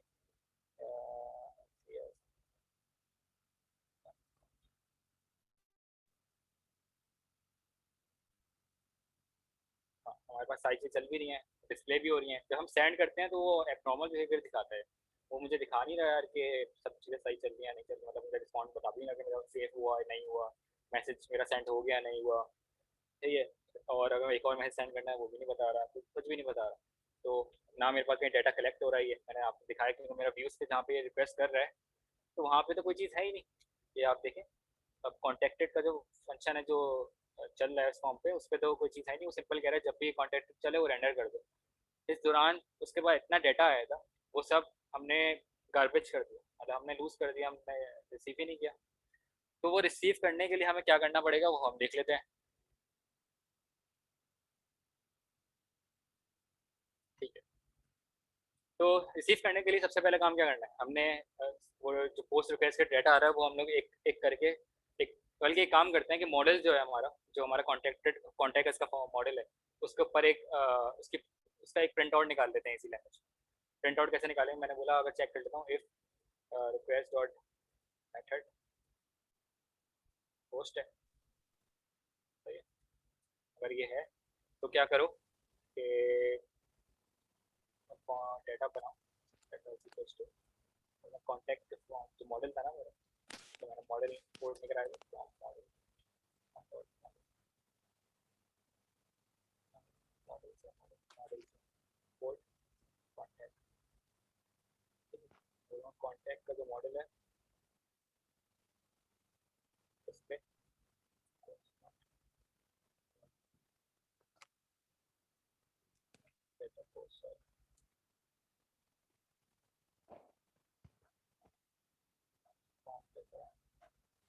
फॉर्म जो है उसकी कॉपी बनाई, और उसमें सारा डाटा हमने खुद ही सेंड कर दिया, जो कि डाटा हमारे पास आया था पोस्ट मेथड पे उसने भेजा था, अपना यूज़र नेम भेजा था उसने, हमें ईमेल भेजी थी, और हमें उसने डिफरेंट चीज़ें भेजी थी, सब्जेक्ट भेजा था और ईमेल भेजी, ये सारी चीज़ें हमने करा दी।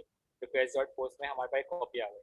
अब हमने ज़रा इसको वैलिडेट करते हैं कि जो हमने बोला था कि यूज़र जो है वो हमें करेक्टर फील्ड में अपना नाम देगा, हमने करेक्टर फील्ड में उसका ईमेल एड्रेस दिया है, डेट फील्ड में हमें डेट में ये सब मिला है या नहीं है, या नॉर्मल बिहेवियर तो नहीं है कहीं सीक्वल, कुछ ऐसा तो नहीं हो रहा है कि सीक्वल इंजेक्शन करने की कोशिश कर रहा है यूज़र, या कोई वर्नेबिलिटी निकालने की कोशिश कर रहा है डिफरेंट चीज़ें देकर। तो मैं ज़रा एक चीज़ देख लेता हूँ, मैं बोलता हूँ if data dot is valid, built in है पाइथन डाटा, हाँ इज वैलिड, सही। तो अगर ये डाटा वैलिड है, जो मेरे मॉडल्स के हिसाब से बिल्कुल ठीक डेटा मुझे मिल रहा है, तो मैं क्या कराऊंगा, डेटा डॉट सेव करा लूँगा, ताकि मेरे पास इसकी जो प्रिंट आउट है वो सेव हो जाए। तो कहाँ सेव होगा वो भी देखते हैं। एडमिन पैनल से किस तरह हम लोग लॉगिन करेंगे, और एडमिन पैनल पे हम लोग बिल्ट इन एडमिन पैनल हमें बनाने की जरूरत ही नहीं है वेबसाइट में, तो उसमें ही सारी चीज़ें एक्सेस करेंगे। वो कैसे करेंगे ये भी देखते हैं। हमने सेव करा लिया। सेव कराने के बाद हमने बोला कि सही है, हमने बोला उसको रिटर्न कर दो, ये चीज़ रिटर्न करवा देता हूँ, ये चीज़ रिटर्न करवा देता हूँ। लेकिन इस दफ़ा सेंड मैसेज नहीं होगा, और इस दफ़ा होगा और message has been sent successfully। ठीक है, ये कॉन्टेक्ट अगर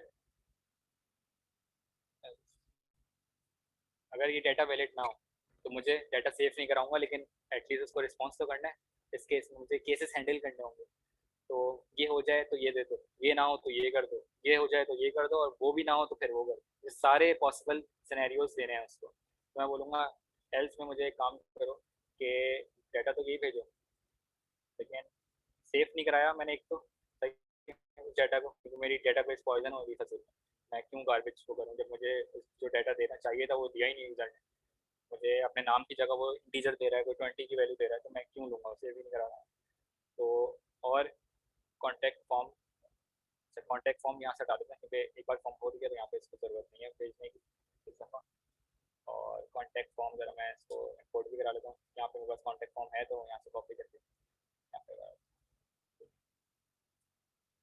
और यहाँ पे मेरा मैसेज सेंड नहीं हुआ, ये एल्स के केस में, तो यहाँ लिखता हूँ हैज़ नॉट बीन सक्सेसफुल। ठीक है। और अगर कोई यूज़र डायरेक्ट मेरे पास आए, डायरेक्ट कॉन्टेक्टेड की ईमेल पे जाए without sending any post request, अगर पोस्ट रिक्वेस्ट ना भेजे, वो गेट सिंपल जाए और यहाँ पे डोमेन पे प्लेस कॉन्टेक्टेड, तो उसको क्या नजर आना चाहिए, अभी एरर आ रहा है। अब उसको हैंडल कैसे करेंगे हम? अभी हमने एक ही केस दिया, सारे रिटर्न उसी में डाल दिए। अगर ये रिक्वेस्ट पोस्ट नहीं दी तो क्या क्या जाए, तो वो ये चले जाए सिंपल सेंड मैसेज।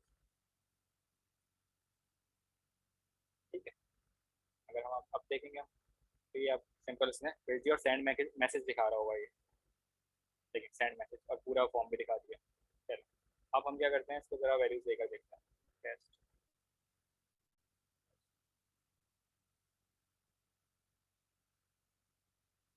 जब मैसेज हैज बीन सक्सेसफुल, अब ये गया कहाँ का, अगर मैं इसको पॉइंट आउट करूँ इसका फ्लो, तो वो इजीली अंडरस्टैंडेबल कैसे होगा, अगर आपको प्रिंट करके दिखा प्रिंट।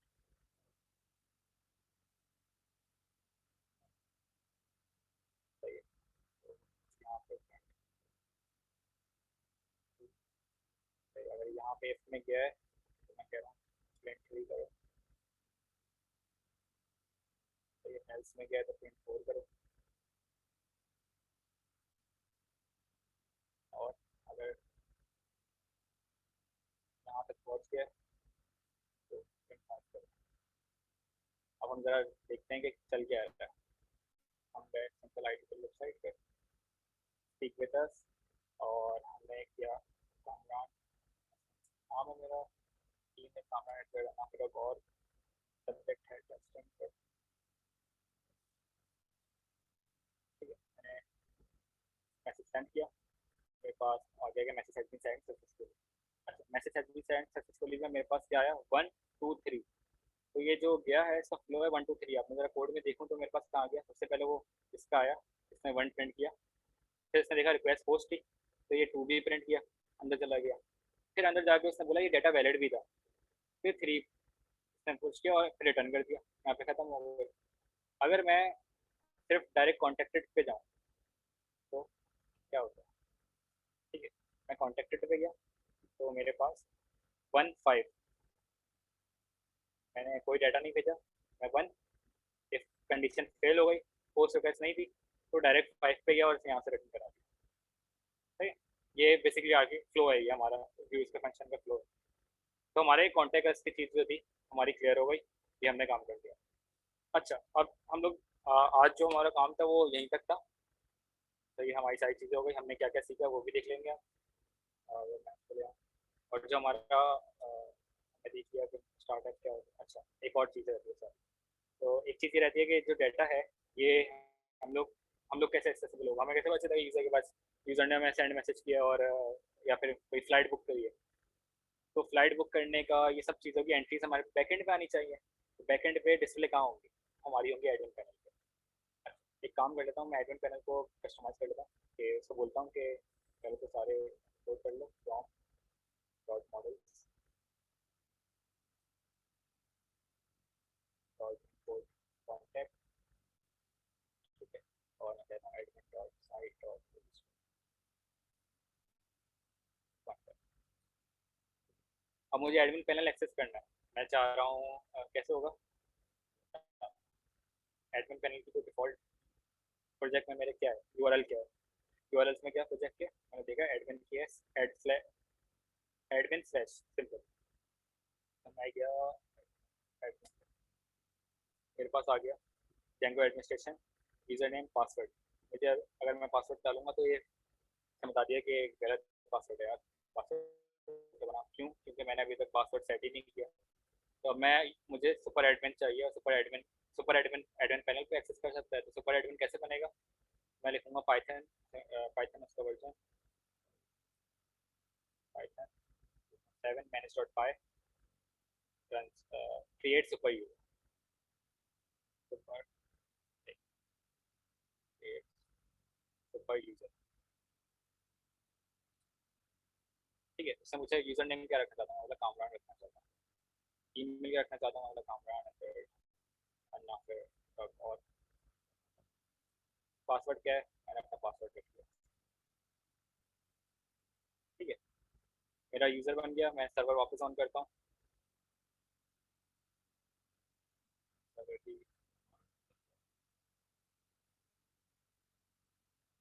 मैं सर्वर ऑन कर रहा हूँ,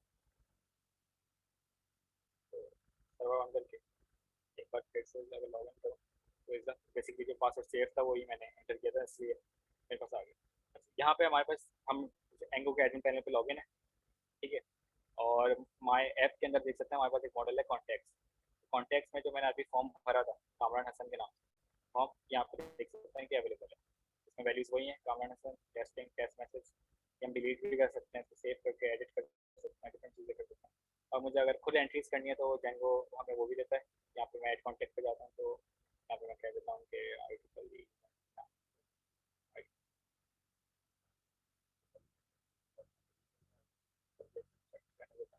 सेव कर देता हूँ, तो मैं देखता हूँ कि एक और एंट्री आ गई और ये भी हो गया, ठीक है।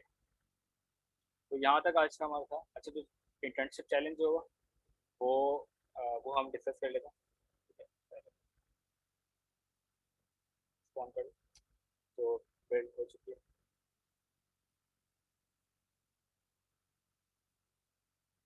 सही है। इसमें दो चीज़ें हैं, हमने जो भी वेबसाइट बनाई है मैं पुश कर देता हूँ गिटहब पे आपकी, जो हमारे चैलेंज था मैं इस पर जरा पुश कर देता हूँ आपके सामने ही कर देता हूँ, ठीक है।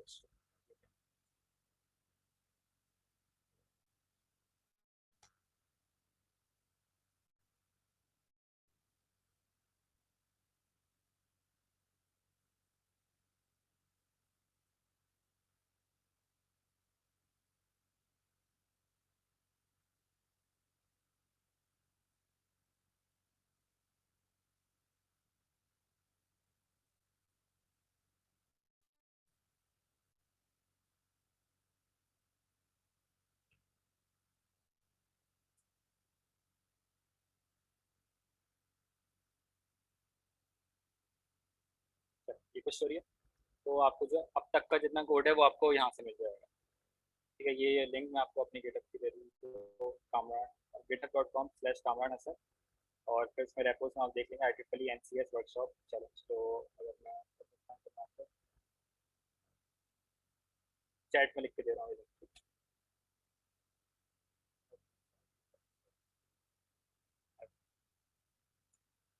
ठीक है। तो चैलेंज है वो ये है कि हम लोग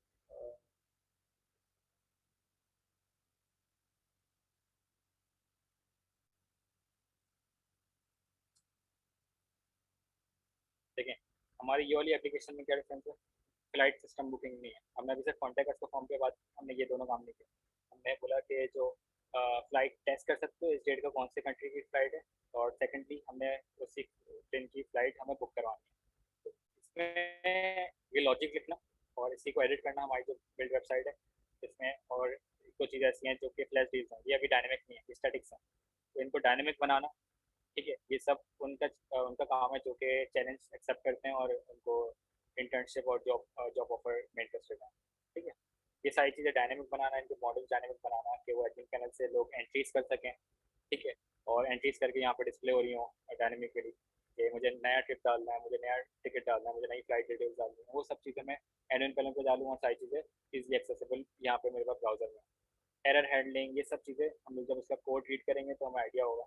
और करना ये है कि गिटअप पे जाना है आपको, जब आप कोड डालेंगे तो हमें आपने ये चीज़ फॉर्क करनी है, ठीक है, ये रेपो, ये लिंक मैंने आपको दे दिया, ये फॉर्क करनी है तो आपकी गिटअप प्रोफाइल में ये चीज़ ऐड हो जाएगी यहाँ तक का जितना डेटा। अच्छा, मैं इसको मास्टर में चेंज करेंगे, मैं डिफॉल्ट इसको मास्टर कर दूँ, एक सेकंड।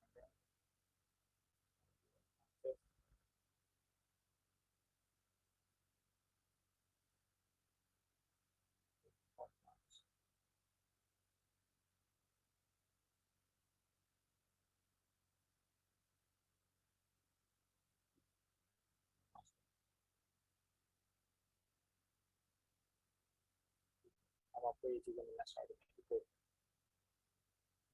तो यहाँ से आपने स्टार्ट करना है और इसको फॉर्क कर लेगा, आपके पास आ जाएगी। एक बंदे ने शायद फॉर्क कर भी लिए, तो फॉर्क करने के बाद आपने इसको एडिट करनी है, जो जो फीचर्स इसमें डायनेमिक करने हैं वो आपको बता चुका हूँ, ठीक है। और इसकी स्टाइलिंग ज़्यादा अच्छी हो, उसमें डिफरेंट पेजेस हों, इसमें सब चीज़ें हों, बुकिंग सिस्टम हो इस वेबसाइट में, और इसमें सीक्वल लाइट की जगह कल तक का ये चैलेंज है कि आपको पोस्ट ग्रेस यूज़ करनी है, ठीक है, पोस्ट ग्रेस डेटाबेस कनेक्ट करनी होगी अपने लोकल सर्वर पर। तो कॉन्फ़िगरेशन जो ठीक कर रहा होगा वो मुझे लिख रहा होगा। और दूसरा काम ये करना है, फॉर्क कर लिया आपने, उसके बाद मुझे मेरी ईमेल लिख लें, kamran@annafir.org, चैट बॉक्स पे लिखता हूँ, तो इसकी लिंक आप लोग ईमेल के थ्रू सेंड करेंगे और सब्जेक्ट लाइन पे लिखिएगा कि आइडेंटिकली चैलेंज वर्कशॉप वगैरह।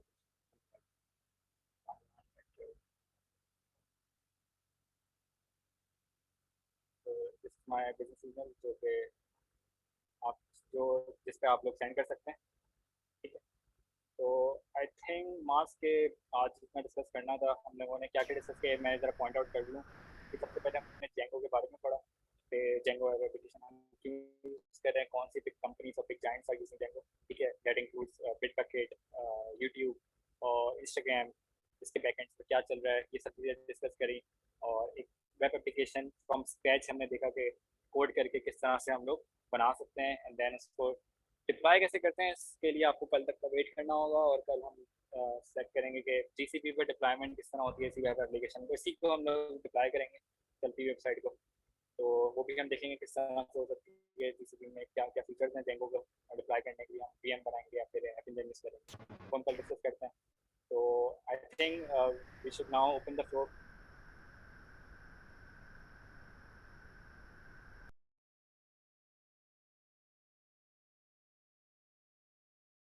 So if anyone has any queries, kindly type them in the chat box.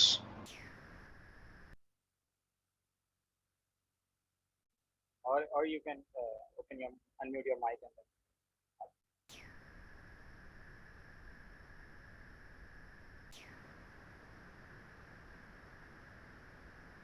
Shazib Akhtar, yes, you can always reach out to me through my email, मैंने यहाँ पे नीचे discuss कर दिया, ठीक। सॉरी हमजा अगर मैं बीच में इंटरप्ट हो गई मेरी आवाज़ आपसे।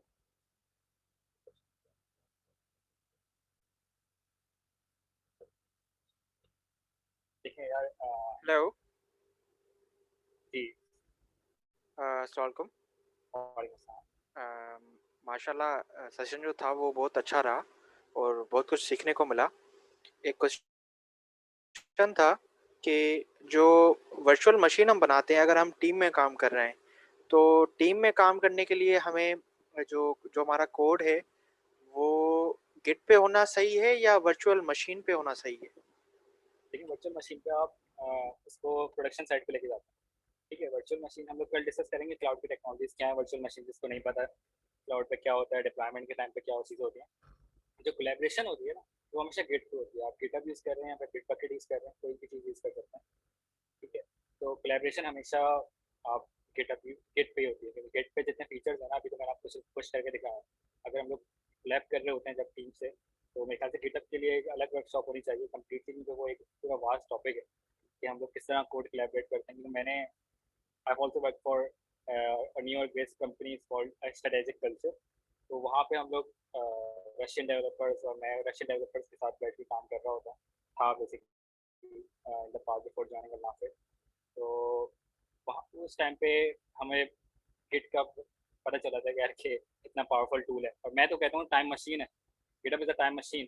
तो जो भी डेवलपर्स हैं those who are into development and other stuff, मतलब definitely they need to have their skill set.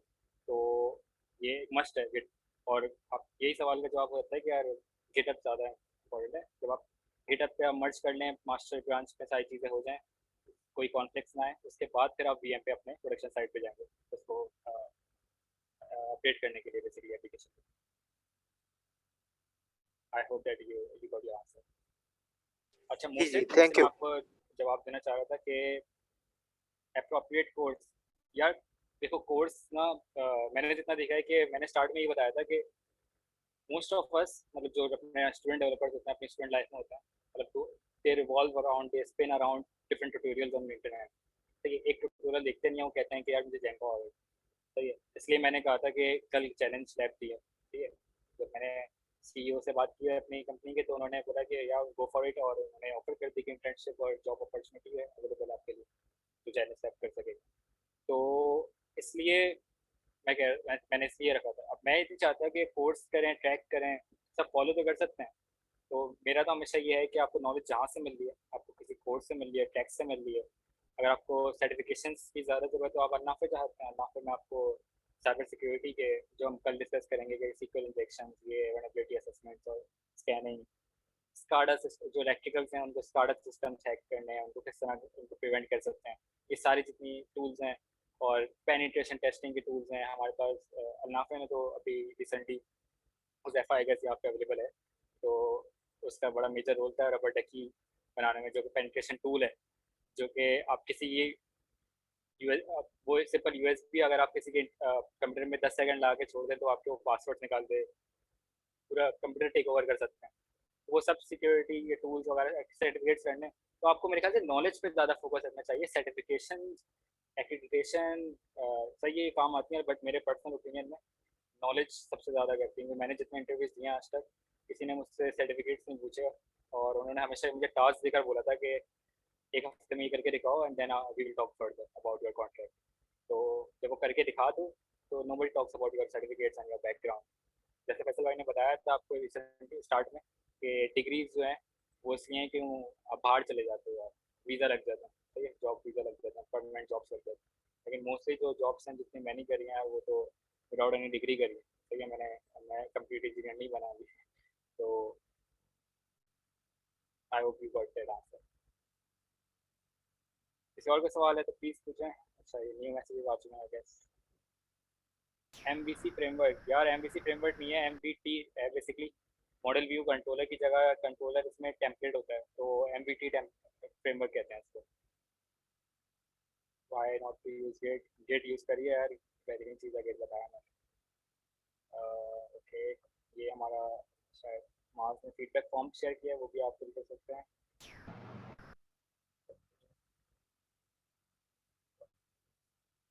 सही है, ये क्वेश्चन हैं। अगर किसी और के कोई क्वेश्चन हैं तो प्लीज़ शेयर करें, otherwise we can wrap this workshop for today, and we can continue this tomorrow for the deployment phase.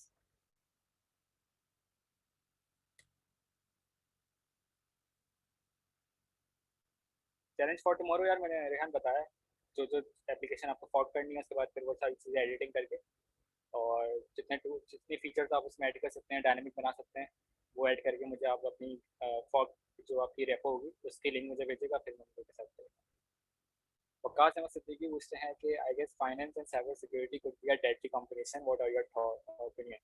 Finance, यार मेरा फाइनेंस का बैकग्राउंड नहीं है, बट फाइनेंस में ये होता है यार कि जितना मुझे आइडिया है कि बैंकिंग सेक्टर में बहुत इंपॉर्टेंट है, क्योंकि बैंकिंग सेक्टर में ये होता है कि जो टॉप लेवल सिक्योरिटी एप्लीकेशन बनानी होती हैं वो हमेशा साइबर सिक्योरिटी के मतलब अल हबीब का बैंक, अल हबीब बैंक, स्टैंडर्ड चार्टर्ड, इन सबके प्रॉपर डिपार्टमेंट्स बने हैं साइबर सिक्योरिटी के, जहाँ पे साइबर सिक्योरिटी के लोग बैठे होते हैं और वहाँ पे बात कर रहे होते हैं, उस पर काम कर रहे होते हैं, एप्लीकेशन सिक्योर डेवलपमेंट टीम के साथ डायरेक्ट कांटेक्ट में होते हैं कि डेवलपमेंट टीम को ये फीचर डालना है तो इसको किस तरह से डालना है, साइबर सिक्योरिटी बताता है। अगर कोई अटैक होता है एप्लीकेशन में तो वो साइबर सिक्योरिटी का बंदा बताता है, इंसिडेंट रिस्पॉन्स वाला बंदा बताता है। तो ये सारी चीज़ें जो हैं साइबर सिक्योरिटी और फाइनेंस का एक डेडली कॉम्बिनेशन, हाँ मैं एग्री करूँगा कि बन सकता है। किसी भी कॉम्बिनेशन जो होता है ना, किसी भी चीज़ का ब्लेंड दो फील्ड्स का, जैसे भाई मगर डेटा साइंस और साइबर सिक्योरिटी, सही, वेब डेवलपमेंट साइबर सिक्योरिटी, और वेब डेवलपमेंट साइबर सिक्योरिटी का ये फ़ायदा है कि यार कि आपको पता है कि बग्स क्या हो सकते हैं, पॉसिबल बग्स क्या हैं, तो सारी चीज़ें आप उसी वक्त while you are in the development phase you can eliminate those bugs right away। तो जो एक्सप्लॉइटर्स होंगे उनको वो नहीं एक्सप्लॉइट कर सकेंगे क्योंकि आप खुद ही एक्सप्लॉइट करने बैठे हो। तो ये फाइनेंस का इतना आइडिया नहीं है, बट फाइनेंस में मोस्टली बैंकिंग इंडस्ट्री में क्या आई गेस ज़्यादा वो आएगी इसकी कॉम्बिनेशन, लेकिन डेडली कॉम्बिनेशन हमेशा डेडली होता है किसी भी दो टेक्नोलॉजीज का। तो ये this is what I think and this is my opinion. तो एनी अदर क्वेश्चन?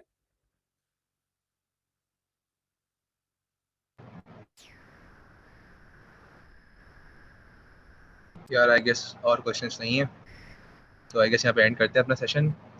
अच्छा, रिकॉर्डिंग का कुछ पार्टिसिपेंट्स पूछ रहे थे, तो रिकॉर्डिंग का हम ये करेंगे, जो रिकॉर्डिंग का जो लिंक होगा ना हम अपने यूट्यूब चैनल पे अपलोड कर लेंगे और जब आपको सर्टिफिकेट्स मेल किए जाएंगे तो अलॉन्ग विद दैट उसी रिकॉर्डिंग का आपको लिंक भी भेज दिया जाएगा। फॉर टुमारो सेशन आपको एक अलग लिंक आज मेल किया जाएगा, तो उस लिंक से आपको सेशन ज्वाइन करना होगा कल इसी सेम टाइमिंग से होगा 3 to 5, और उसमें भी एक फीडबैक फॉर्म दिया जाएगा। जिन पार्टिसिपेंट्स का दोनों दिन का फीडबैक फॉर्म फिल्ड होगा उनको सर्टिफिकेट्स पे फर्दर हम मेल कर देंगे। बाकी thank you so much Kamran for your time, thank you so much to all of you for joining us today. I guess end करते हैं, टेक केयर, अल्लाह हाफिज़। I have to see all of you tomorrow. अल्लाह हाफिज़।